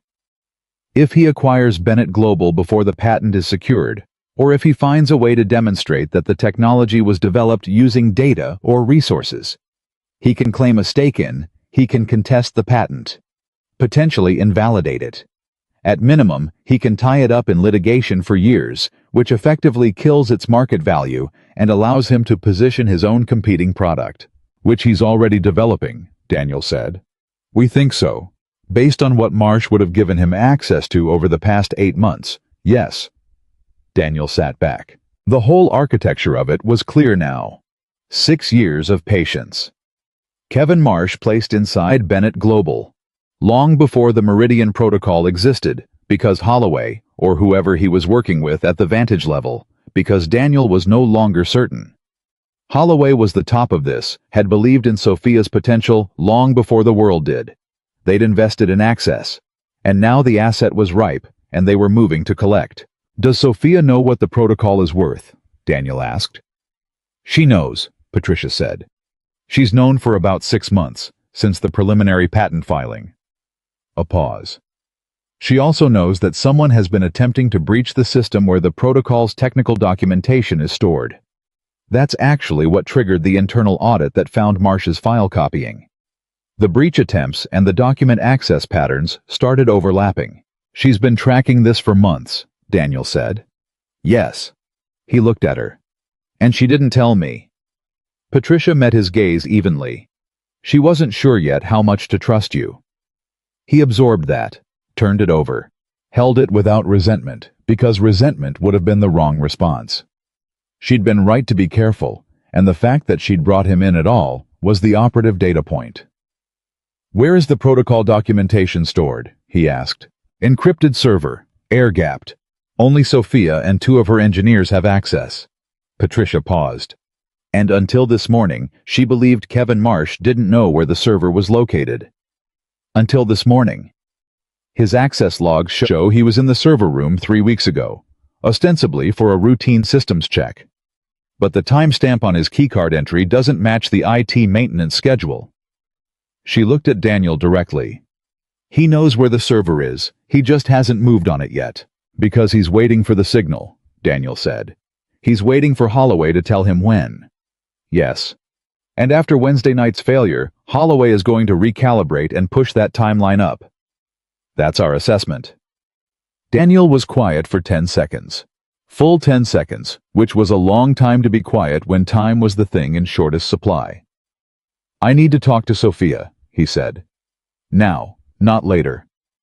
Patricia was already reaching for her phone. Sophia came through the door 4 minutes later, and Daniel could see in the first half-second that she'd already been told or had guessed the core of it. Her face had the look of someone whose working theory had just been confirmed in a way that was worse than the theory. She sat down, looked at Daniel. You know about the protocol? Yes. Patricia told you? Yes. He held her gaze. You should have told me yourself. She was quiet for a moment. Then, I know. Not because I had a right to know, because the thing I'm helping you protect is the thing that determines how far Holloway is willing to go. Knowing what's at stake changes my calculus. He kept his voice level. I've been treating this as a corporate pressure campaign. It's not. It's a targeted operation with federal-grade personnel and a 6-year runway. Those are different threat levels. I know that, she said. I've known for 3 months that this was bigger than a standard hostile takeover. Then why? Because I didn't know if you were safe to tell, she said. It came out direct without apology, the way Sophia said hard things. I didn't know you. I trusted your instincts and your capabilities, but trust at the operational level takes longer than 2 months. She looked at him steadily. I'm telling you now, completely. Everything. He held her gaze. Then he nodded. Once. The server, he said. How long before Marsh moves on it? If Holloway's timeline has accelerated, we think 72 hours, maybe less. Then we have a decision to make, Daniel said, and we need to make it in the next 10 minutes. He looked at both of them. We can move the protocol documentation to a new location and hope. Marsh doesn't find it before we have enough evidence to hand him to the authorities. Or we leave it where it is, Let Marsh move on it and catch him in the act. Patricia spoke first. Moving it risks tipping him off that he's been identified. Leaving it risks the documentation, Sophia said. If something goes wrong and he gets to it, nothing gets to it, Daniel said, if we control the access point. He looked at Sophia. I need two things from you. First, I need you to authorize me to coordinate with Marcus Webb. Directly. No filters, no approval process. I call him, he responds. Sophia didn't hesitate. Done. Second, I need you to go home tonight. She frowned. Not to your apartment, Daniel said. Somewhere Holloway's people don't have on file. A friend, family. Somewhere that isn't on any document that Kevin Marsh has had access to in the last 6 years. He held her gaze. Because if they're watching my house, they're watching yours. And if Holloway moves up his timeline, the next pressure point isn't the server, it's you. The room was quiet. Sophia looked at him for a long moment. Daniel watched the particular internal negotiation that happened on her face. The CEO who managed everything, who controlled the variables, who did not go to ground, working through the same calculation he'd already run, and arriving at the same answer. My sister, she said finally. In Arlington. Holloway's people wouldn't have her address. She's not connected to Bennett Global at all. Call her, Daniel said. Now before you leave this building, don't use your regular phone. He looked at Patricia. Can you get her a clean device? In about 8 minutes, Patricia said, and stood. She was out the door before Sophia could respond, moving with the particular efficiency of a woman who had spent a career anticipating needs, and the room was suddenly just Daniel and Sophia, the afternoon light hard through the windows, the city going about its ordinary business. Below them, entirely unaware of the timeline now running inside this room. Sophia looked at Daniel. You're going to set a trap. I'm going to create an opportunity for Marsh to do what he was going to do anyway, Daniel said. On our terms, on our timeline, in a way that puts us in a position to prove everything. And if something goes wrong, things don't go wrong when you've accounted for all the variables. He paused. I've been accounting for variables since I walked out of your office this morning. She looked at him with the expression he was getting used to, the one that wasn't quite surprise anymore, more like a continuous recalibration, the process of updating a model every time he did something the model hadn't predicted. The man in the sedan outside your house, she said. Joe told you about it. Yes. You're not scared. It wasn't a question. He answered it anyway. Fear is information, he said. I received the information. I'm acting on it. That's different from not feeling it. She was quiet for a moment. Emma, she said. Handled, he said. Joe's friend Diane is at the school. I'll do the pickup myself at 3:15, and Emma goes to my sister-in-law's place in Fairfax tonight. She thinks it's a fun sleepover. He kept his voice steady. She's 7. She'll believe the fun sleepover. Something moved through Sophia's face. The anger he'd seen in the parking garage, cold and clean, came back, but underneath it now was something that looked very much like grief. The grief of someone who understood for the first time with full clarity what the stakes of her professional decisions were for people outside the frame of her professional world. Daniel, she said. I'm sorry. Don't, he said, not unkindly. You didn't put that sedan on my street. Holloway did. But my situation. My choice, he said. I made it. I'm not asking for an apology. She held his gaze. Then she exhaled one long, controlled breath and straightened. Tell me what to do, she said. And Daniel, for the second time in a week, heard Sophia Bennett say those 4 words and understood what they cost her, and he received them with the respect they deserved. He told her. He laid it out in 11 minutes, the sequence, the timing, the roles, the contingencies.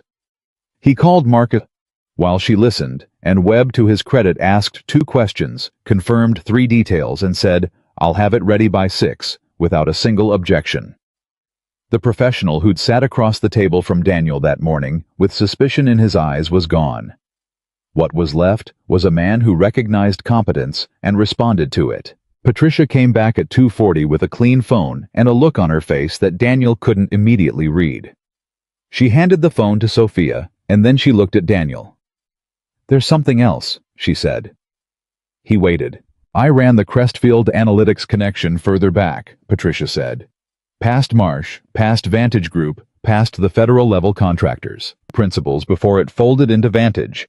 One of them is now running corporate development for Holloway Industries. Daniel looked at the name on the page. He went very still. He knew that name. Not from research. Not from a document. He knew it from a mission briefing 11 years ago. From a room with no windows and a table full of people making decisions about something that had gone wrong, badly wrong, and deciding who was responsible. He knew it from the last day he'd spent in his previous life before he'd walked out and not looked back. The name on the page was the name of the man who had authored the mission that had changed everything. Sophia was watching his face. What is it? He looked up. And for the first time in this entire situation, the gala, the parking garage, the sedan on his street, the protocol. All of it. He felt something he'd been carefully managing slide sideways. Not fear. Something older than fear. This isn't about you, he said quietly. It was never entirely about you. Sophia frowned. What do you mean? He set the page down, looked at her, then at Patricia. The man who wrote this, he said, tapping the name, knew me. A long time ago. And there's something I did, something I was part of, that he has never stopped wanting leverage over. He kept his voice flat and steady, even though the ground under the sentence was anything but. I think, and I need a few hours to confirm this. I think I'm not just an obstacle in your story. I think your story was partly constructed to find me. The room was completely silent. Patricia stared at him. Sophia's face did something complicated. Processing, rejecting, reprocessing. And then she said, You think Holloway's operation was designed at least in part to surface you? I think the man behind Holloway's operation was. Yes. Why? He looked at her directly.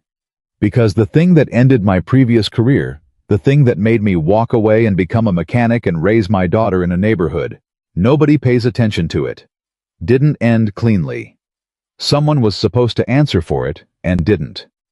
And the man who made sure they didn't answer for it has had 11 years to wonder if I was ever going to do something about what I know.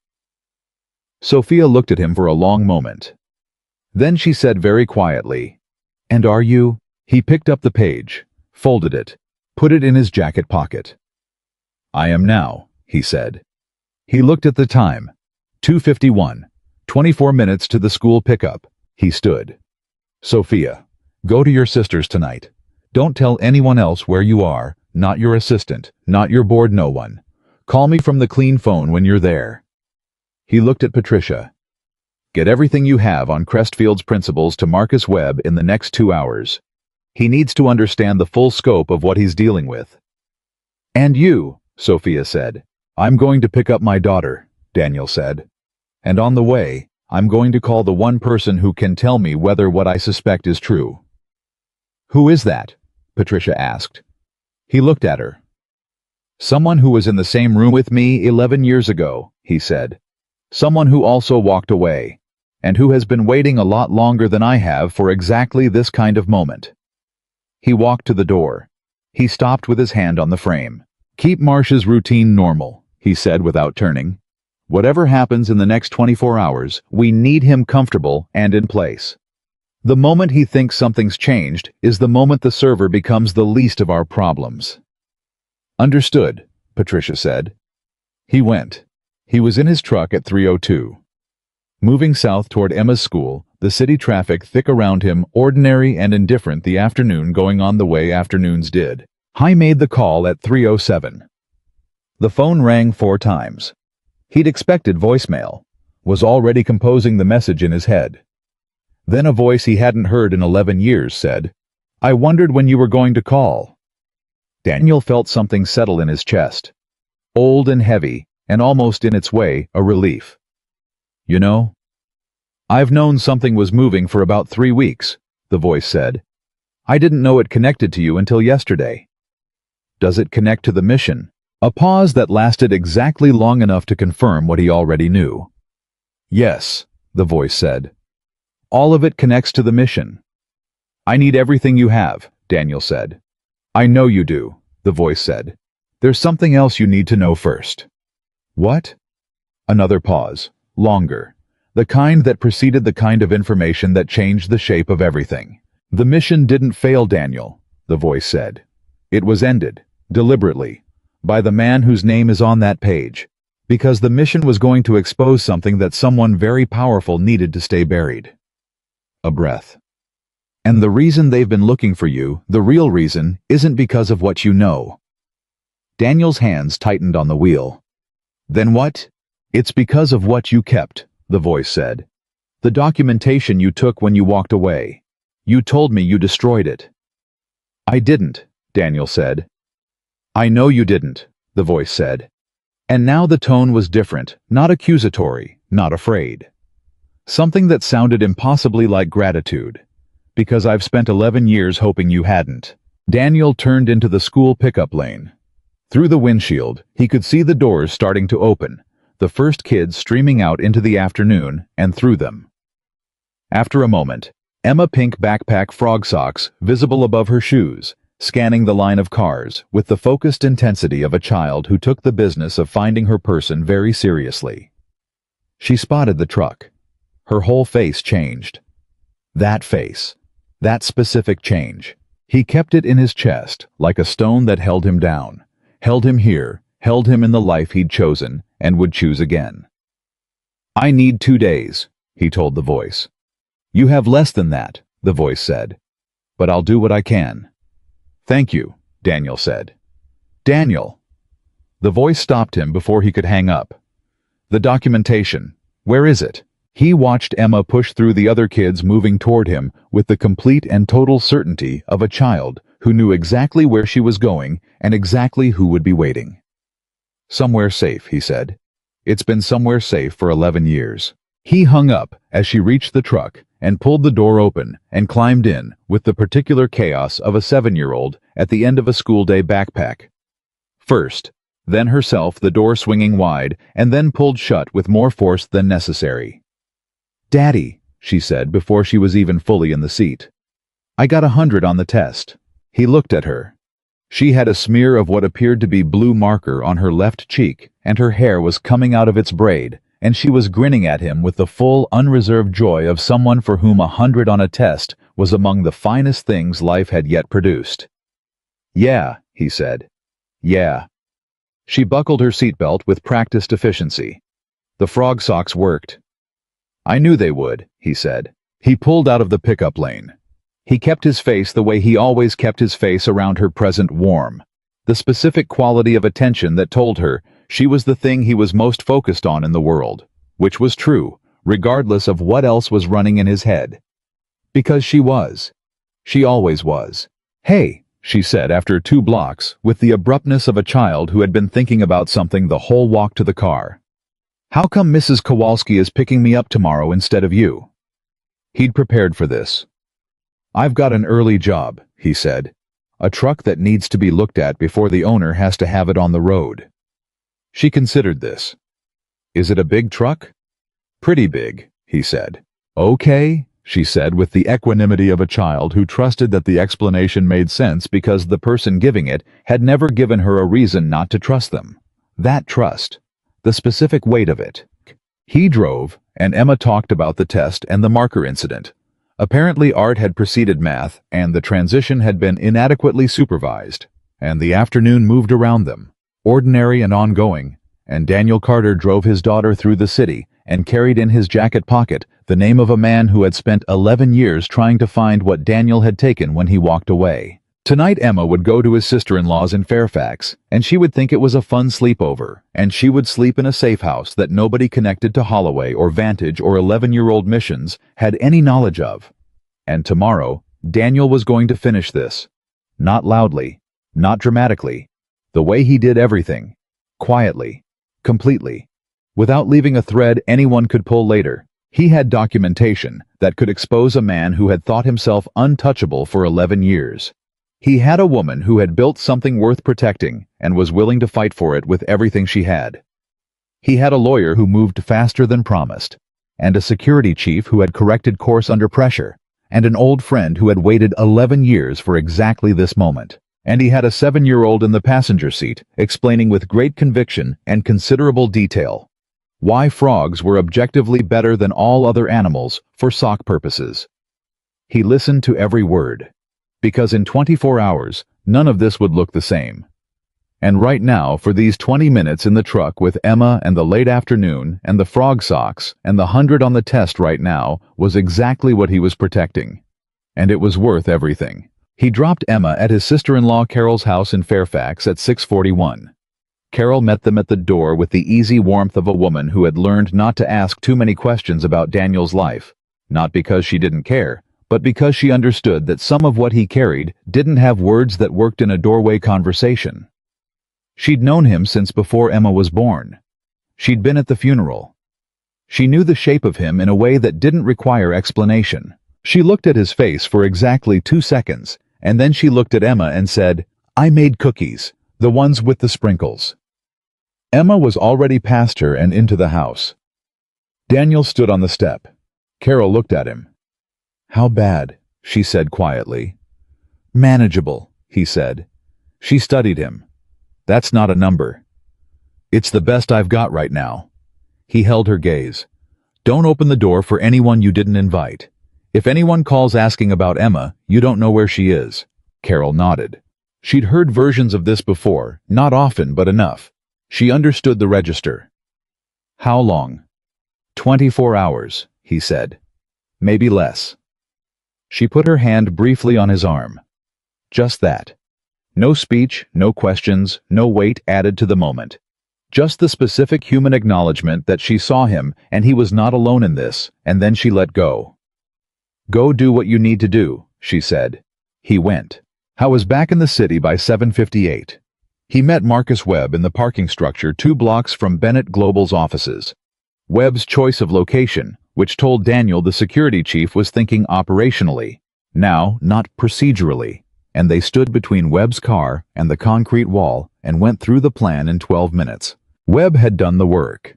He'd reviewed the server room's access logs cross-referenced with Marsh's keycard history and confirmed 2 additional attempted accesses in the last week that hadn't shown up on the initial audit because they'd been routed through a secondary credential. Marsh had a ghost account. Someone with Vantage-level technical capacity had built him a backdoor that bypassed the standard logging system, which means, Webb said, that whatever he's done, we're only seeing part of it. "How much of the protocol documentation could he have already copied?" Daniel asked. Webb's jaw was tight. "Theoretically none. The server is air-gapped. You can't remote access it. You have to be physically in the room." He paused. "But if he's been in the room and he had the right hardware..." "A portable drive," Daniel said. "Yes." "You checked for drive insertions in the security log." "Working on it," Webb said. "The log data for the server room specifically is managed by a system that Marsh had administrative access to for a period last year. Which means, if he was smart..." "He deleted specific entries," Daniel said. "We're recovering them, but it takes time we may not have." Daniel looked at him. "Here's the working assumption: Marsh has partial documentation. Enough to be valuable, not enough to be complete. That's why he hasn't moved yet. He needs the rest."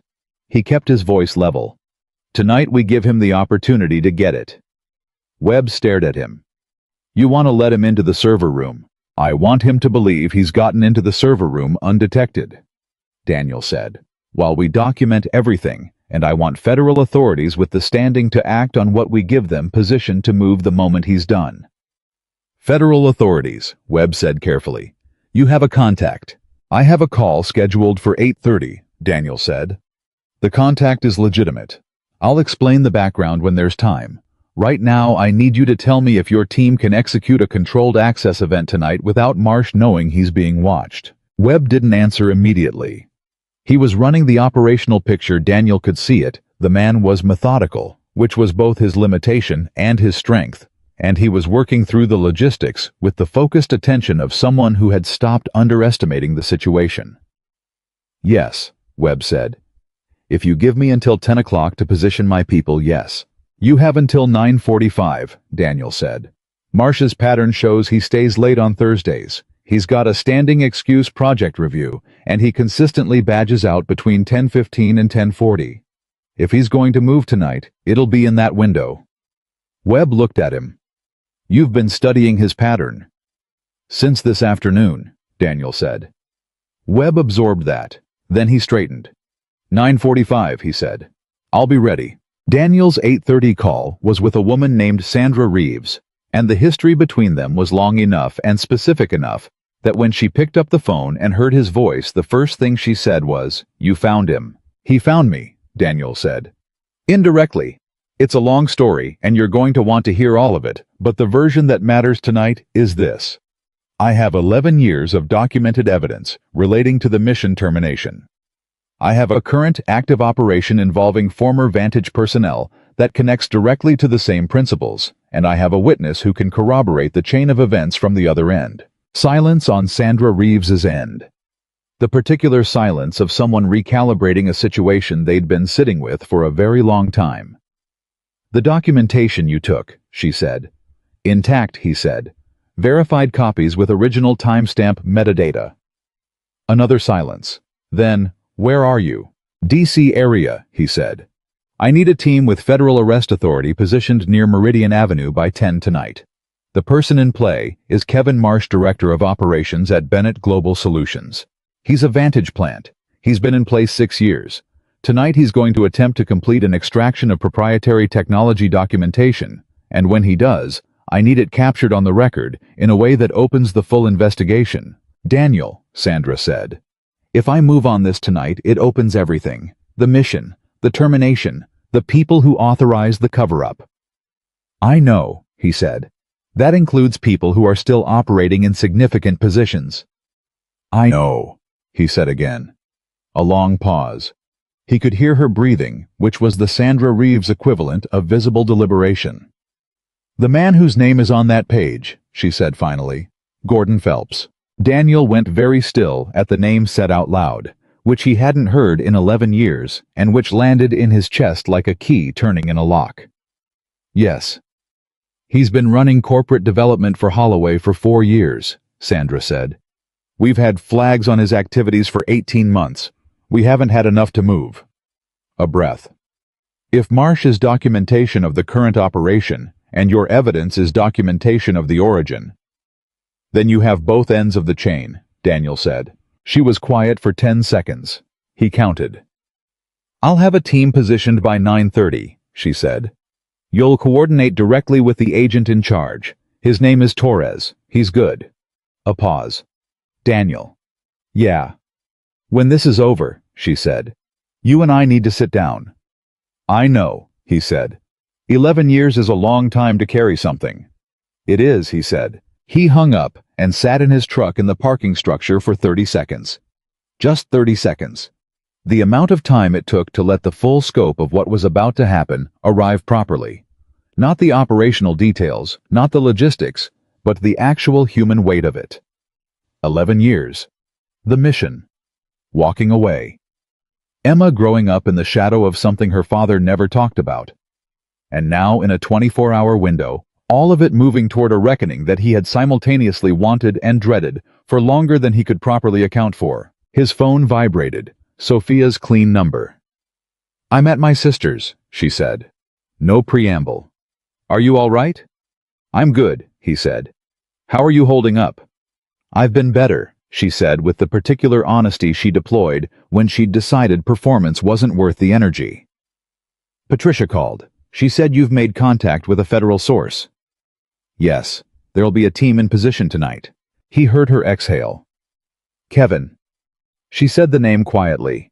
Not anger, not betrayal, or not only those things. Something more complicated. He brought me coffee this morning. He knew I'd been in early. He brought me a coffee from the place on the corner because he knew I liked their dark roast. A pause. And I accepted it and said thank you, and thought about what a reliable person he was. Daniel didn't say anything. Sometimes there was nothing useful to say, and the right thing was just to be present in the silence. How long do you think he's been reporting to them? She said. Based on the Crestfield connection, it's possible he was placed before he ever sent his resume. Daniel said carefully. Which means the Kevin Marsh you knew, the one who brought you coffee and attended your milestones and called this company, His life's work may have started as an assignment and become something more complicated along the way. He paused. Or not. I don't know him well enough to say. Does it matter? She said. At the end. For the legal case, no, he said. For you, maybe. She was quiet for a moment. What do you mean? There's a version of this where Marsh started as a plant, and over 6 years working alongside you building what you built. There's a version where some part of that became real for him, Daniel said. And the decision he made 8 months ago when Phelps activated him cost him something. Maybe it didn't, but maybe it did. He kept his voice steady. I'm not asking you to forgive it. I'm saying that the most honest version of the story might be more complicated than pure betrayal. Silence. Why are you telling me that? She said. Because you're going to spend a long time thinking about it after tonight, he said. And I'd rather you have all the possible shapes of it, instead of only the one that hurts the most. Another silence longer. And then something that might have been a very quiet, very controlled sound of something releasing. You're a strange person, Daniel Carter. So I've been told, he said. A good strange, she said. And then before he could respond, be careful tonight, please. Always, he said. He met Agent Torres at 9:17 in the lobby of a building 2 blocks from Bennett Global. Torres was younger than Daniel expected, mid-30s, lean with the specific quality of alertness that came from good training and genuine engagement rather than just going through motions. He shook Daniel's hand and didn't waste time. Reeves briefed me on the operational parameters, Torres said. I've got 4 people positioned and 2 vehicles.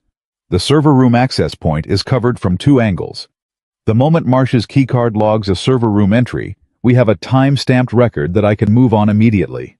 He looked at Daniel. Webb's people are coordinating on the interior. Good, Daniel said. Webb knows to stay back until Marsh has made physical contact with the server. We need him in the act, not approaching it. Agreed. Torres studied him for a moment. Reeves said you have documentation related to a prior federal operation. I do. And you've had it for 11 years. Yes. Torres held his gaze. He wasn't accusatory. He was assessing the way good agents did, trying to understand the full picture before committing to a position. Can I ask why now?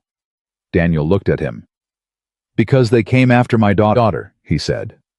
Torres processed that, nodded once. All right, he said. Then let's finish this. At 9:49. Kevin Marsh was still at his desk on the 3rd floor.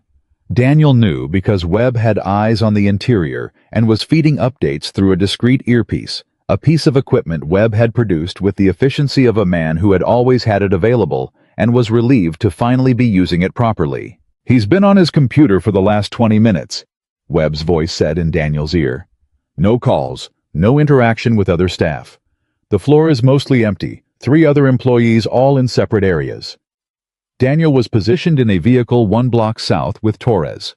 What's his body language? A pause while Webb observed. Contained. He's not fidgeting, not rushing. He looks like someone waiting for a specific time. Webb's voice was professional, but there was an edge under it. The particular edge of a man watching someone betray a woman who had trusted him and feeling the specific anger of a professional whose job was to prevent exactly this. He looked at his watch twice in the last 4 minutes. He has a window in his head, Daniel said to Torres. He knows the building pattern. He knows when the remaining staff typically leave, and he's waiting for a specific threshold of emptiness. He glanced at Torres. 10 minutes, maybe 12. Torres was already on the radio to his team in a low voice.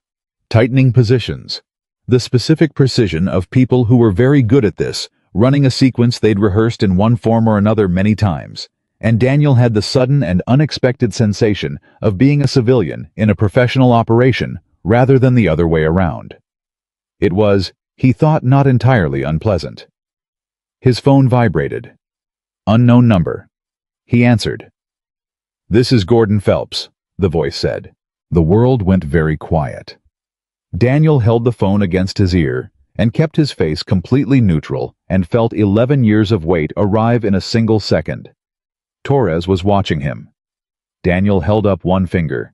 Wait, and Torres stilled. Mr. Phelps, Daniel said, "You've been busy today," Phelps said.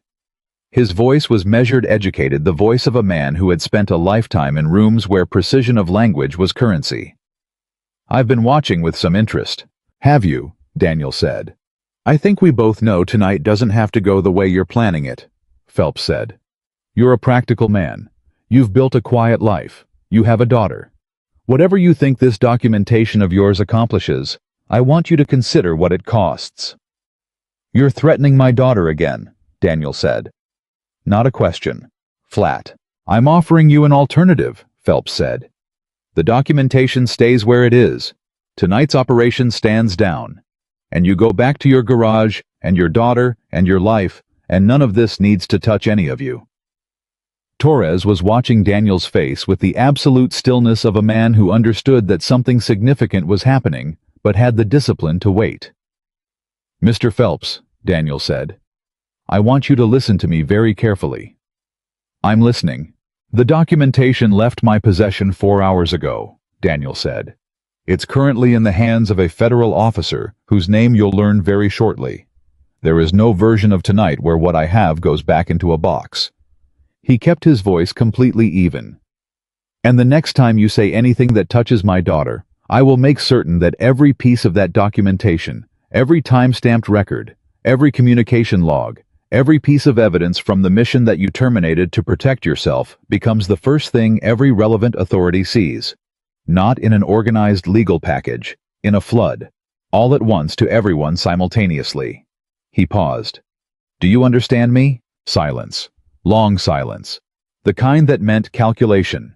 The kind that meant a man who had spent decades managing outcomes was running the variables on a situation that had moved outside his control and finding no good path. "You've become considerably more inconvenient than anticipated," Phelps said finally. "I tend to do that," Daniel said. The line went dead. Torres was on his radio, immediately, voice low and rapid, and Daniel heard fragments. "Phelps Gordon, initiate parallel track, I need location." And then Torres looked at him directly. "He called you directly. That means he's monitoring Marsh's operation, and he knows we're moving." "He's known for at least an hour," Daniel said. "That call was a last attempt to get me to stand down." He held Torres's gaze. "It also means he's about to signal Marsh to move now, before our window." Torres was already talking into his radio. In Daniel's earpiece, Webb's voice. "Marsh just stood up. He's moving toward the corridor. He's moving fast." "Webb," Daniel said, sharp and quiet. "Do not intercept. Let him reach the server room. We need him inside." "Understood," Webb said. "Tracking." Torres had his hand on the door. "We're moving," he said to Daniel. "I'm coming," Daniel said. "You're a civilian." "I'm the reason your chain of evidence holds together," Daniel said. "And I know this building's layout better than anyone on your team. I go." Torres looked at him for 1 second. Then he pushed the door open. "Stay behind me and do what I say." They moved fast through the night and into the building. Torres had clearance. Webb had unlocked the side entrance, and the lobby was empty as they came through. Daniel's feet on the floor, the building around him, the specific knowledge of 4 exits and a server room on the second-floor east corridor that he had memorized from the building schematics Webb had shared that afternoon. Webb's voice in his ear. "Marsh is at the server room door. He's using the ghost credential. He's in. All teams move to stage 2 positions," Torres said into his radio. They were at the stairwell, moving up. "He's at the server," Webb said. "He's plugged in a device, physical drive. He's copying." Daniel felt the operational clarity he'd felt at the Harrington Grand, that specific quality of focus, where everything peripheral went away, and what remained was the immediate reality in sharp and manageable resolution. Not excitement, not adrenaline exactly, just presence. The total functioning presence of someone doing what they trained for, what they were built for, what had never fully left them, regardless of how many years of garage work and school pickups and scrambled eggs had layered on top. Torres's team came in from 2 directions, simultaneously, at 10:03. Daniel heard it from the corridor. Torres's voice saying, "Federal agents do not move," and then the particular sound of a situation ending not with violence, but with the specific collapse of a plan that had run out of road, and then nothing, And then Webb's voice in Daniel's ear saying quietly, "He's down. He's in custody. He didn't fight it." Daniel stopped in the corridor outside the server room. He stood there for a moment. Heard Torres inside running through the procedural language calm and methodical. Heard Marsh's voice one sentence, just one, saying, "I knew it was coming." Not defiant, not shocked, just tired. The voice of a man who had been carrying something for a long time, and had perhaps in some part of himself that the operation couldn't quite reach, been waiting for it to end. Daniel thought about what he'd said to Sophia. About the version of the story that might be more complicated than pure betrayal. About 6 years of working alongside someone and building something, and what that did to a person who had started as an assignment. He didn't know Kevin Marsh's version. He would probably never fully know it. But he heard that one sentence, and he thought maybe. Torres came out of the server room 3 minutes later. He looked at Daniel. "Complete extraction on the drive. We've got everything." He paused. His first words after caution were that he wanted to talk, that he'd been waiting for an opportunity to talk. He studied Daniel. "You were right about the complicated version." Daniel didn't say anything. "Gordon Phelps," Torres said. "My people located him 40 minutes ago. He's at a private residence in McLean." He held Daniel's gaze. "The call he made to you was a mistake. It confirmed his operational knowledge of tonight's events, which gives us the nexus we needed to move on him directly." He paused. "We're executing now." Daniel absorbed that. Felt it land. Felt the specific and unexpected quality of a door closing that had been open for 11 years, and the complicated thing that happened in your chest when something you'd anticipated for so long finally arrived and turned out to feel less like triumph than like exhaustion, and something closer to grief for the time it had taken. "The mission," Daniel said. "The people who were harmed because of the termination. The investigation will be full scope," Torres said. "Reeves has authorized it. Everything." He looked at Daniel directly. "It's going to take time, but it's moving." Daniel nodded. He leaned against the corridor wall. Just for a moment. Just that. Torres, to his credit, gave him 30 seconds without filling them. "Then, the documentation you transferred to Reeves. There's going to be a formal process for your cooperation. Questions, probably a debrief, possibly testimony." "I know," Daniel said. "Is that going to be a problem?" Daniel thought about the garage, the trucks that needed fixing, Emma's school schedule, the drawings on the refrigerator. "It's going to be an adjustment," he said. "But no, it's not a problem." Torres nodded. "Reeves said to tell you," he paused like he was choosing the phrasing carefully, "that she's glad you didn't destroy it." "Tell her I'm glad too," Daniel said. He called Sophia at 10:27. She picked up immediately. He could hear that she hadn't been sleeping, which he'd expected. "Tell me," she said. "Marsh is in custody," he said. "The server documentation is secure. Torres's team has what they need." He kept it clean and direct because she was someone who received information better without dressing on it. "Phelps is being picked up in McLean as we speak." Silence. A long one. "It's over," she said. "This part," he said. "There'll be legal processes. Your company will need to cooperate with the federal investigation. The Meridian Protocol situation will need to be addressed through proper channels." He paused. "But the immediate threat is done. You're safe." Another silence. He heard her breathing, and in it, he heard the specific sound of someone who had been operating at maximum tension for an extended period and had just received permission to let some of it go. It didn't sound like relief exactly. It sounded like the moment after relief, when the body catches up with what the mind already knows. "My company," she said quietly. 6 years. Kevin was there for 6 years. "I know.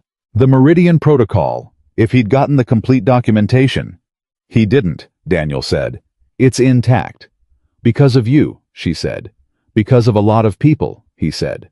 "Because of you first," she said. And there was something in her voice that wasn't argument, and wasn't performance, and wasn't gratitude. Exactly. It was something more specific than gratitude. Something that came from being the kind of person who was precise about what she owed and to whom, and who was determined to be accurate about it, even when accuracy made her feel exposed. "I don't say things I don't mean, Daniel. You know that about me by now." "I do," he said. "Then hear me," she said. "You walked into a situation that had nothing to do with your current life, that put your daughter in the edge of danger, that required you to surface things you had spent 11 years putting behind you, and you walked into it because I asked you to an event, and because 3 men came through a door, and you were the only person in the room who moved." She paused. "That's not nothing. That's not just what someone does." "You would have done the same," he said. "I would have tried," she said. "I don't know that I could have." He didn't argue with that. He let it stand. "Get some sleep," he said. "You can go home tomorrow. I'll have Webb do a sweep of your apartment first thing, standard protocol, just to make sure Holloway's people didn't leave anything behind during the surveillance period." "Okay," she said. And then, "Daniel." "Yeah." "Emma. Is she all right?" The question. The specific quality of it, not asking because it was the right thing to ask, but because she actually needed to know, because over the course of the last week, Emma had become real to her in the way that children become real when you understand what their parent has been protecting them from. "She got 100 on her test today," he said. "A beat." And then Sophia Bennett, CEO of Bennett Global Solutions, who had spent a week navigating threats and betrayals and the surfacing of an 11-year federal cover-up, laughed. Genuinely fully the real laugh that he'd heard a handful of times, and that was always different from the polished version. Of course she did. "Frog socks," Daniel said. "Obviously," Sophia said. He drove back through the city at 11:15 the night, ordinary around him, the radio on low, because Emma wasn't in the car to negotiate the station. The streets were quieter at this hour, the pace different, the same city in a different register. He parked outside his house and sat for a moment. The sedan was gone. Joe had texted him at 9:52, 3 minutes before Torres's team moved, that the surveillance vehicle had pulled out fast and clean, the way professional operators extracted when an operation was compromised. They hadn't panicked. They'd been told to go, and they'd gone. The street was just a street again. He went inside. The house was quiet in the way it was when Emma was away. Not empty exactly, because it held all her things, all her evidence of habitation, the drawings and the shoes. She always left in the wrong place, and the owl lamp visible down the hall through her cracked door. But quieter than its normal register. He sat at the kitchen table. I thought about Kevin Marsh saying "I knew it was coming" in the voice of someone who had been waiting to be caught, with the particular relief of a man who had run out of road and perhaps on some level had needed it to end. I thought about Gordon Phelps saying "You've become considerably more inconvenient than anticipated," and the 11 years of distance between the man who had authorized a mission's termination and left people to the consequences, and the man who had called a mechanic's phone tonight, trying to negotiate a stand-down that was never going to happen. He thought about Sandra Reeves saying 11 years is a long time to carry something. It was. It had been. I didn't regret the 11 years. He needed to be clear about that, sitting alone at his kitchen table at 11:30, with everything settling, and the documentation finally out of his hands, and the reckoning finally in motion. He didn't regret any of it. The garage, the life, the quiet, it had been real. Every bit of it. Emma's childhood had been real, her laugh and her frog socks, and Gerald the rabbit, and the drawings on the refrigerator, all of it real and chosen and worth everything he'd traded for it. He had just also been carrying something underneath it for 11 years. And now, he wasn't. He got up. Went to the cabinet above the refrigerator, the one that required a step stool that Emma wasn't tall enough to reach yet. Moved a box of cereal.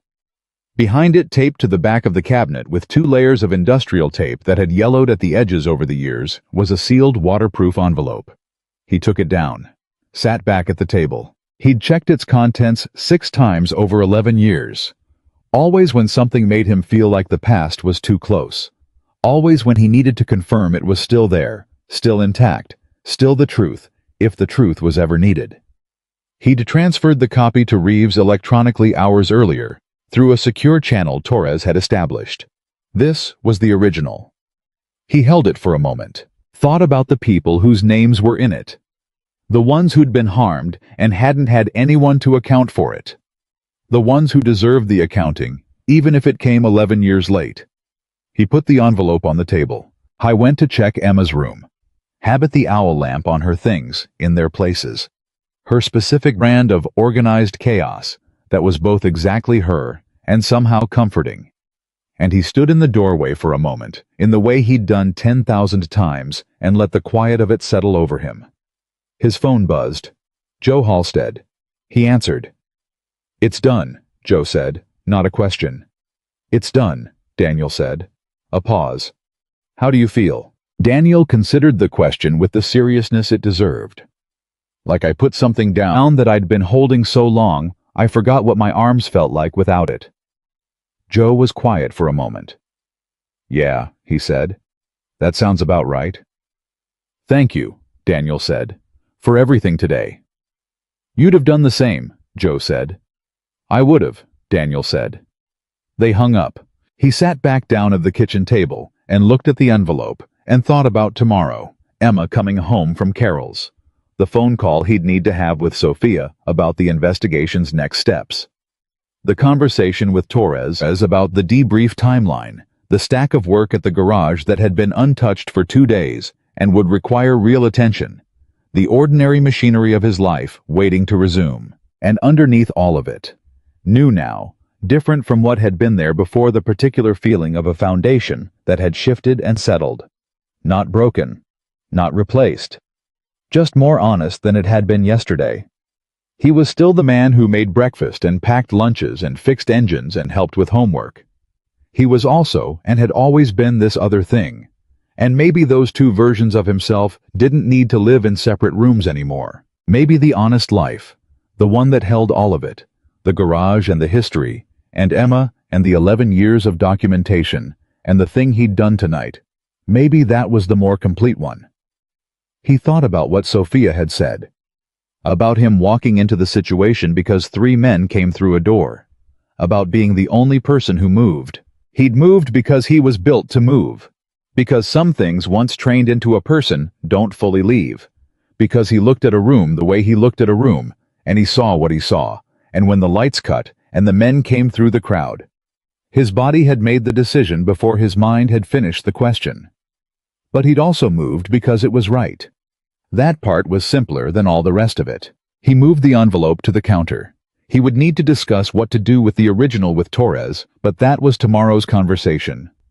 Tonight he cleaned the kitchen, the specific routine of it, the small ordinary care of a home, and turned off the lights and went to bed.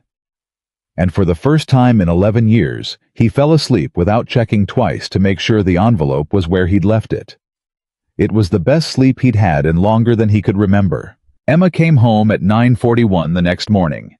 Carol dropped her off with the specific efficiency of a woman who understood that Daniel needed his house back, and that Emma had probably exhausted the cookie supply and at least 2 board games. Emma came through the door with her backpack and a drawing she'd made at Carol's. A house 2 figures a son, same composition as always, but this time with a 3rd figure off to the side that Emma, unprompted, identified as the lady from your work. Daniel looked at the drawing for a moment. "What made you add her?" Emma shrugged with the total casualness of a child who didn't understand why adults made simple things complicated. "She seemed important," she said, and went to put her backpack in her room. He taped the drawing next to the others on the refrigerator. Stood there looking at it for a moment longer than necessary. Then he put the kettle on and called Torres. Torres picked up on the 2nd ring. "Carter, good morning." His voice had the quality of a man who had not slept but was running on the particular fuel of a significant operation successfully executed. "Phelps is in federal custody as of 2:47 this morning. His attorney has already filed, which tells you he had the number ready. Marsh spent 4 hours talking last night and hasn't stopped. He wants a cooperation agreement, and based on what he's already given us, he's going to get one." "What did he give you?" Daniel asked. "The full Vantage network," Torres said. "Or what's left of it. 12 former principals, 7 active corporate placements. We didn't know about, and this is the part that matters to you, a complete account of the mission termination." A pause. He wasn't directly involved, but he had access to Phelps's internal records. Phelps kept documentation of everything apparently as his own leverage over his principals. Marsh copied it as insurance. Another pause. Your documentation and Phelps's own records cross-referenced. It's a complete chain, Daniel. Everything you needed it to be. Daniel was quiet for a moment. He thought about the mission. About the people who'd been in that room 11 years ago, making decisions, and the people who hadn't been in the room who'd borne the consequences. About Sandra Reeves saying 11 years is a long time to carry something. The people who were harmed, he said. The ones from the mission. Will this reach them? The investigation will be broad, Torres said carefully. I won't make promises about specific outcomes, but I can tell you that Reeves has designated this a priority remediation. That's not standard language. He paused. She's taking it seriously, Daniel. All right, Daniel said. There's one more thing, Torres said, and his voice shifted register, still professional, but something underneath it, a quality that Daniel had learned to recognize as a man being careful about how he delivered something significant. Holloway himself, Richard Holloway. Daniel waited. We picked him up at 6 this morning, Torres said, at his residence. He came to the door in a bathrobe and seemed, and I want to be precise here, genuinely surprised, as in he had no idea what was happening. A beat. Daniel Holloway didn't know what Phelps was running inside his organization. He knew he had people helping him pressure Bennett Global into a deal. He knew about the takeover attempt. But the Vantage operation, the planted personnel, the federal mission cover-up. Holloway was a vehicle, not a principal. He thought he was hiring private consultants. Daniel absorbed this. Phelps used Holloway's pressure campaign as cover for his own operation. Holloway's corporate warfare gave Phelps a legitimate-looking framework, Torres said. Marsh reports to Holloway on paper. In reality, Marsh was always Phelps's asset. Holloway's lawyers are already talking. He'll cooperate fully to separate himself from the federal charges. A pause. He's also, and this is going to matter to your CEO, publicly walking away from any claim to Bennett Global Solutions. Full retraction signed this morning. His lawyers called Patricia Lane at 7:45. Daniel set his coffee down. Sophia doesn't know yet. I thought you might want to tell her, Torres said. There was a quality to that, a deliberateness to it, a choice that Torres had made about who delivered what piece of information to whom that Daniel noticed and said nothing about. But he noticed it. Thank you, Daniel said, for everything last night. You made it clean, Torres said. That's rare. Most civilian involvement makes these things complicated. You made it cleaner. He paused. Reeves wants the debrief next week, Tuesday or Wednesday, her office. Tuesday, Daniel said. I've got Emma's school thing on Wednesday. A beat. What kind of school thing? She's in a play, Daniel said. She's a frog. Another beat.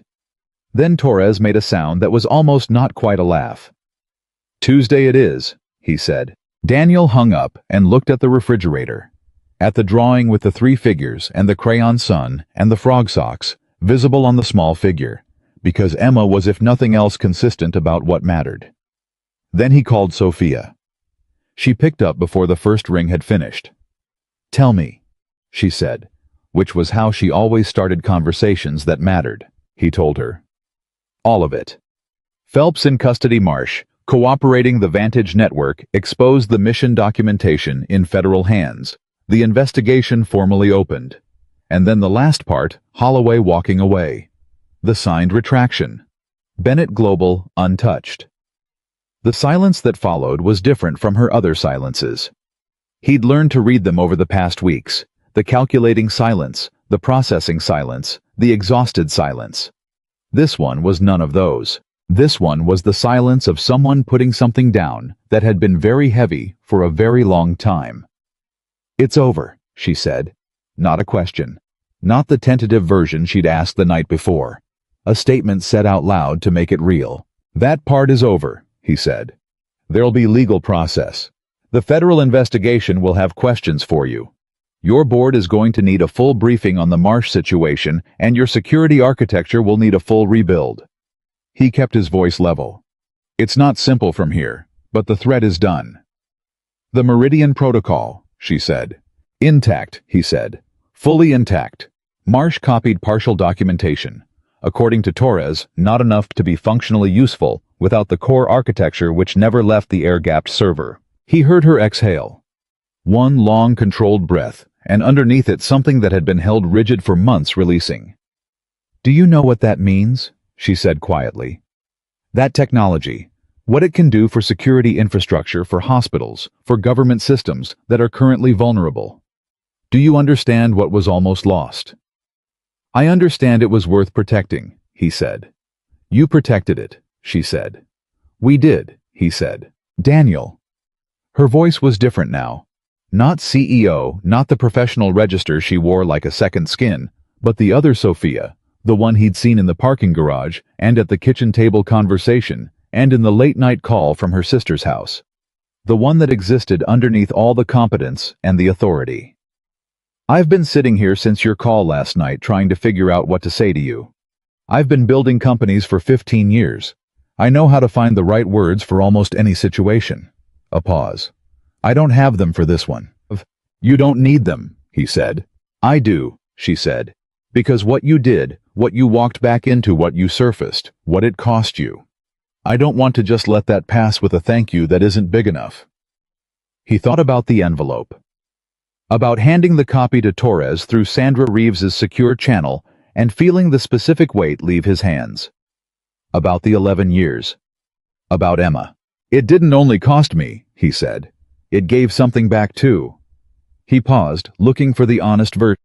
"For 11 years, I put what I knew in an envelope, and I told myself the right moment would come. And I built a life around that envelope being in a cabinet above my refrigerator." He was quiet for a moment. "I needed it to be done, and your situation gave me the reason and the context to do it."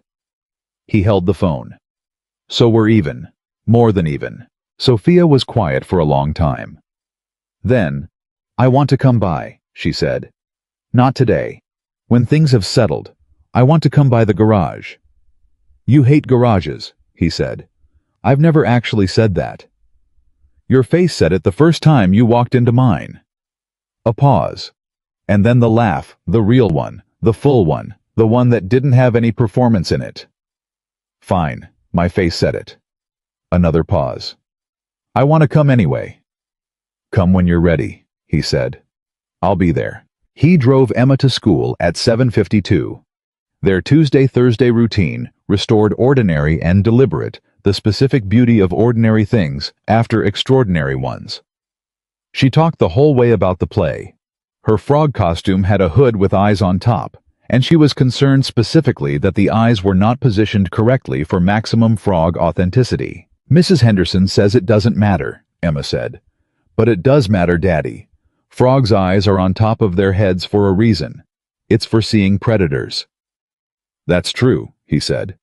"So if the eyes are in the wrong place, the frog would get eaten." "Solid logic," he said. "I'm going to talk to Mrs. Henderson again."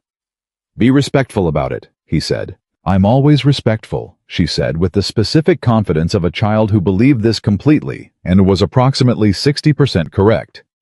He watched her go through the school doors, one hand up, not turning, already moving toward her people. He sat in the truck for a moment. He thought about the conversation he needed to have with Emma. Not today, not this week, but someday, when she was old enough to hold it, when the legal process had run its course, and the story had the kind of shape that could be told properly, there would be a conversation. About who her father had been before the garage. About what he'd carried. About why there had been an envelope above the refrigerator for her entire childhood. I didn't know exactly how to have that conversation yet. He suspected he'd know when it was time. He drove to the garage. It was a regular day. A refrigeration truck whose coolant leak he'd been interrupted from finishing. A fleet van with a brake issue that had been sitting since Monday. 2 calls that had come in while he was otherwise occupied that needed returning. Marcus Webb had called, actually not about security, just to say that he'd spoken to Sophia and that he owed Daniel a coffee and a real conversation, which Daniel had texted back with a time and a coffee order that had made Webb respond with a single laugh emoji, which was more personality than Daniel had credited him with. He worked. He answered the calls. He fixed the coolant leak by noon and had the brake issue diagnosed by 2. Joe Halstead stopped by at 1:15 with sandwiches from the place down the street because Joe was underneath the 22 years of federal service and the weathered stoicism, a man who expressed care through food logistics. They ate in the office and didn't talk much about the night before because they were people who processed through action rather than conversation. And the action was done, and what was left was just the sandwich and the ordinary afternoon. Diane wants to know if Emma would want to come to the farm sometime, Joe said. Her grandkids are coming next month. Diane was Joe's younger sister. She had a farm 2 hours out and a temperament exactly opposite to Joe's warm, expansive. The kind of woman who fed everyone and remembered every birthday and would have Emma organized into activities within 10 minutes of arrival. Emma would lose her mind, Daniel said. Thought so. Joe ate his sandwich. I'll set it up. They finished lunch. Joe left without ceremony the way he always came and went. Daniel went back to the brake van and thought about how the specific texture of a regular day, the sandwich, the brake issue. Joe stopping by felt different than it had 72 hours ago. Not louder or more significant, just more present, more real, like the volume had been turned up slightly on the ordinary things. He finished the van at 4:30. He was cleaning up when his phone rang. Not Torres, not Sophia, not a number he knew. He answered. Mr. Carter. The voice was older, male, a quality to it that Daniel couldn't immediately place careful, deliberate carrying something. My name is Robert Ellis. I don't know if that name means anything to you. It did. Robert Ellis was one of the names from the mission. Not a principal. Not someone who had made decisions. Someone who had been at the operational end of what went wrong. Someone who had, along with 2 others, been left without support or accountability when the mission was terminated and Phelps covered his tracks. Daniel sat down on the stool by the workbench. Mr. Ellis, he said. I know your name. I heard what happened, Ellis said. I have a contact at the federal level. I've had contacts watching for any movement on the matter for years. His voice was controlled, but there was something moving underneath it that Daniel recognized as a man holding significant emotion at bay through practiced effort. They told me this morning that the investigation has been formally opened, that the documentation exists, that there will be accountability. Yes, Daniel said. A pause. Long enough that Daniel thought the line might have dropped. Then Ellis said, I spent 11 years thinking it was just going to stay buried. His voice, register still controlled, but the emotion breaking through the practiced surface, the way things broke through when a person had been holding them long enough and suddenly, unexpectedly, didn't have to anymore. I have a family, I have kids, I built a life, but I've had that thing sitting on top of everything for 11 years, every day. I know, Daniel said. Did you keep it because you were going to do something with it? Ellis said. Or did you keep it because you couldn't bring yourself to destroy it? Daniel thought about it honestly. Both, he said. At different times. Both. Ellis absorbed that. They said you were the one who surfaced it. That the chain of evidence runs through you. Through a lot of people, Daniel said. Torres Reeves, someone who called me the night before last and confirmed what I suspected. He paused. But yes, the documentation was mine. Why didn't you come forward earlier? The question was genuine, not accusatory. Ellis wasn't that kind of man. Daniel could hear it, but genuinely needing to understand. The way people needed to understand the shape of something that had affected their entire lives. Because I had a daughter to raise, Daniel said. And because I wasn't sure the moment was right. And because... He stopped, restarted. Because carrying it felt like the only thing I could do for the people it affected, and I wasn't ready to give that up until I could give it to something that would actually do something with it. A long silence. Thank you, Ellis said. The 2 words carrying a weight that words that size rarely carried. Not polite, not social, just the full human weight of a man who had waited 11 years for something to mean something, and had just received word that it did. Daniel couldn't speak for a moment. Take care of yourself, he finally said. You too, Ellis said. And your daughter. The line went quiet. Daniel sat on the stool in his garage with his phone in his hand and let that conversation settle into him. Let the full weight of what the documentation had actually meant not to the federal case, not to Sophia's company, but to Robert Ellis and the others whose names were in that envelope land properly. He'd known abstractly that it mattered. He'd known it mattered enough to keep it when destroying it would have been simpler and safer. But knowing something abstractly and hearing Robert Ellis's voice saying thank you, with 11 years of waiting behind those two words, were different things. Very different things. He was quiet in the garage for a while. Then he got up and finished cleaning the workbench because the work was still there, and he was still a man who finished what he started, and because the ordinary forward motion of things was itself something worth honoring. 3 weeks later, on a Tuesday morning, when the garage was quiet, Sophia Bennett walked through the door. She was in a blazer and flat shoes, and she looked around the garage with an expression that was approximately what Daniel had predicted. Pragmatic assessment of an environment outside her default. And then she looked at him, and the expression changed to something warmer and more honest. "You really do work here," she said. "Every day," he said. He made 2 coffees on the small machine he kept in the office, because Joe had given it to him 2 years ago, and the coffee was genuinely decent, and they sat on opposite sides of the small table and talked for almost 2 hours. Not about the operation. Not about Phelps or Marsh or the federal investigation or the Meridian Protocol.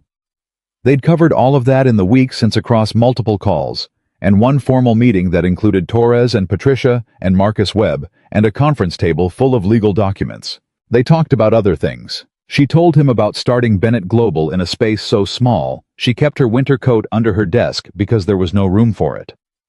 About the year she'd almost lost the company to a cash flow crisis that she hadn't told anyone about, because showing vulnerability felt like handing ammunition to people who were looking for a reason not to believe in her. About her sister in Arlington, and how she'd looked at Sophia when Sophia arrived that night, not with alarm, but with the particular knowing of a sibling who had been waiting for the weight of her sister's life to show up on her doorstep. He told her about the garage, about buying it from Pete Carver and keeping the name, about the particular satisfaction of diagnosing a problem that everyone else had misread the logic of it, the way systems revealed their own answers if you paid the right kind of attention. About the first year with Emma alone, which he described briefly and factually, and which she received without filling with sympathy he hadn't asked for, which was exactly right. "Can I ask you something?" she said at one point. "You can ask me anything," he said. "Doesn't mean I'll answer it." "Fair," she said. She held her coffee. "When you walked into the Harrington Grand that night, before anything happened, did you know it was going to be bad?" He thought about it. Honest version. "I thought it was likely to be something," he said. "Bad was one of the options." He looked at her. "I've learned not to plan for a specific version of bad. You plan for the range. You stay ready for whatever falls inside the range." She looked at him steadily. "How do you live like that? How do you live any other way?" he said. "You plan for the range. You stay ready. And the rest of the time." He set his coffee down. "You make eggs, and you help with homework, and you watch your kid in a frog costume argue with her teacher about eye placement." Sophia looked at him for a long moment. Then she smiled, the real one, the one that reached everything. "She sounds extraordinary." "She's terrifyingly extraordinary," he said. "She gets louder every year, and I can't tell if that's personality or the cookie situation with Mrs. Kowalski." Sophia laughed, full and genuine, filling the small office. He found himself smiling back. It happened naturally, without planning, which was the only way anything real happened. The conversation continued. At some point, it shifted, not dramatically, just the way conversations shifted when two people were being fully honest with each other and had stopped managing what the other person thought of them. "The board wants to publicly recognize what you did," Sophia said. "The role you played. They think it's a good story for the company. Mechanic turns out to be former federal operative, protects the CEO, exposes the insider threat." She held his gaze. "I told them no." He raised an eyebrow. "Why?" "Because it's your story," she said. "Not the company's. And because you would hate it." She looked at him steadily. "You would smile at the press conference and say thank you and go back to your garage, and it would cost you something that it shouldn't cost you." She paused. I told them we handle the recognition internally, quietly, the way things get handled when you respect the person you're recognizing. He looked at her. What did that look like internally? A contract, she said. Long-term service agreement between Carver and Sons Automotive and Bennett Global Solutions. Fair market rate guaranteed renewal equipment upgrade fund for the garage. She kept her voice matter-of-fact, the way she said things she meant, but that she knew might be received with resistance. The kind of arrangement a stable company makes with a vendor it relies on. Nothing that requires you to explain anything to anyone. He was quiet for a moment. That's very specifically constructed, he said. I'm a very specific person, she said. He looked at her. She looked back. The steady, direct, fully present look that he'd come to understand was Sophia Bennett's version of openness. Not the performance of openness, but the real thing offered without guarantee of how it would be received. Thank you, he said. Don't, she said with a slight edge of the same thing he'd said to her in the parking garage that night that felt much longer ago than it was. He understood. You didn't thank people for doing the right thing. You just let it stand. All right, he said. All right, she said. She left at noon. He walked her to her car, the dark blue SUV still clean but not detailed, and she stopped with her hand on the door. The investigation, she said. Torres says it'll be active for at least 18 months. There'll be times they need you. I know, he said. Does that bother you? I thought about it honestly. Less than it would have 3 weeks ago, he said. I've had 11 years of keeping it separate. I think I was wrong about how necessary that was. He looked at her. The separation was for Emma. Emma is going to grow up knowing who her father is. All of it. He paused. So the two things don't need to be in separate rooms anymore. Sophia held his gaze. She's lucky, she said quietly. Your daughter. To have a father who thinks that carefully about what she needs. She thinks it's embarrassing that I know all her teachers' names, he said. She'll think differently when she's 30, Sophia said. I know, he said. That's why I keep doing it.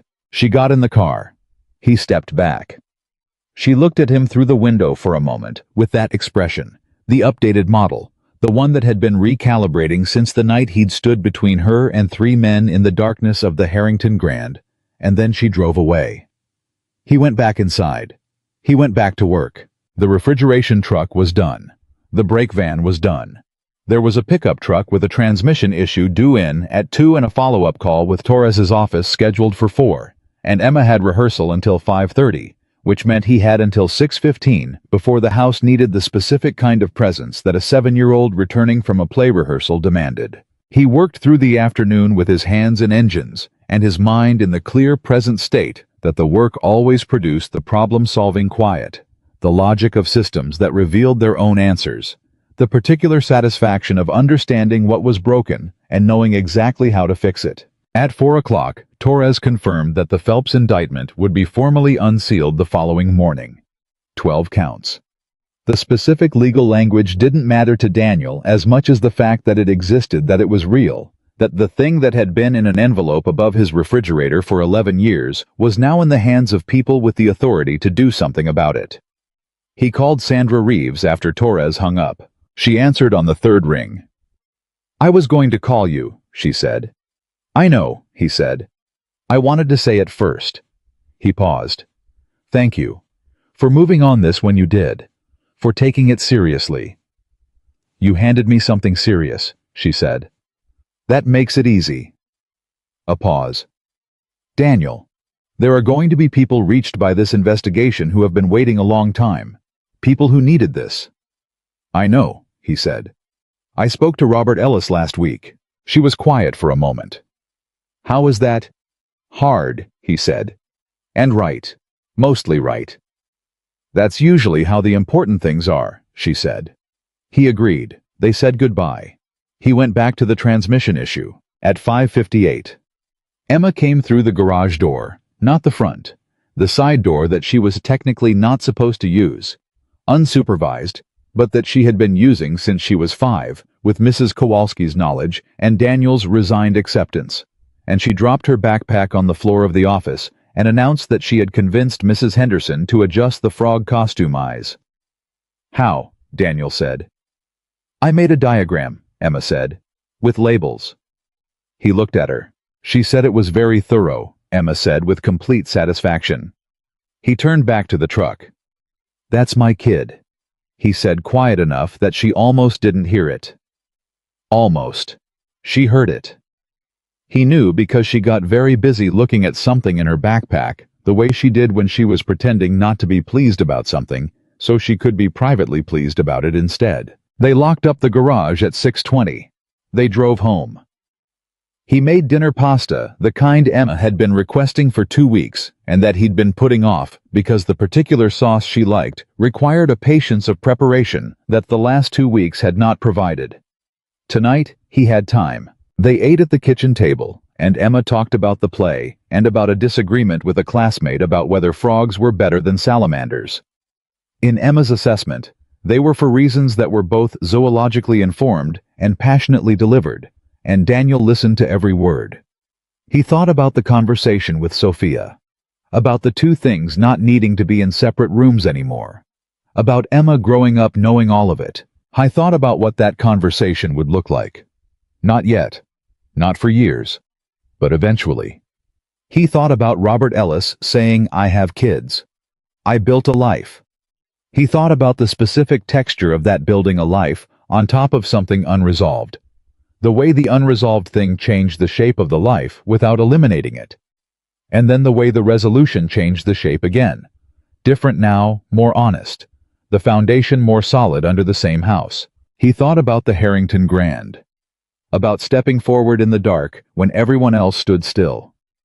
About 2 words, "stay back," delivered to 3 men with the complete authority of a man who had made a decision. He thought about everything that had led to that moment and everything that had come after it. And he thought about what all of it added up to. Not a story about a secret. Not a story about a past. Not a story about what he used to be. A story about a man who had chosen something deliberately with the full understanding of what he was choosing and what he was leaving behind, and who had lived that choice faithfully for 11 years, and who had, when the moment required it, stood up. Not for recognition, not for redemption, not for any version of the story that needed him to be more than he was. For a woman who was outnumbered in the dark. For a daughter asleep down the hall. For the thing that was simply right. Emma finished her pasta and announced that she needed help with a project about ecosystems and that she had chosen the pond ecosystem specifically because of the frogs. Daniel cleared the plates, sat back down, pulled her worksheet toward him. "Okay," he said. "Tell me what you've got." She launched in immediately with the specific energy of a child who had been thinking about her topic for 2 days and was finally in the presence of someone with the patience to receive all of it. He listened. Outside, the neighborhood was quiet. Mrs. Kowalski's light was on. The old oak tree stood in the yard. The ordinary, unremarkable texture of a weeknight on an unremarkable street in a city that had no idea what had run through it in the last 3 weeks. Daniel Carter sat at his kitchen table and helped his daughter with her homework. His hands were steady. His house was quiet. His daughter was safe. And the envelope above the refrigerator was gone. Finally, after 11 years in the hands it had always needed to reach, and the space it had left was filled now with the simple, solid breathing weight of a life that had been chosen and was being lived fully and honestly, without anything hidden underneath it anymore. That was what strength looked like when nobody was watching. Not the moment in the dark when he stepped forward. Not the words that stopped 3 men cold. Not the documentation that brought down a man who had thought himself untouchable. It was this. The kitchen table, the pasta, the pond ecosystem, the 7-year-old across from him who held her fork wrong and had made a diagram with labels to win an argument about frog eyes, and who would grow up knowing exactly who her father was, all of him in time, every part, because he was done keeping the 2 things in separate rooms. Some men chased recognition their whole lives and never found it. Daniel Carter had stopped looking for it 11 years ago. And in doing so, without planning it, without asking for it, he had become the kind of man that recognition always found anyway. Not because he was extraordinary, because he was exactly, completely without apology or performance himself. And that had always been and would always remain enough.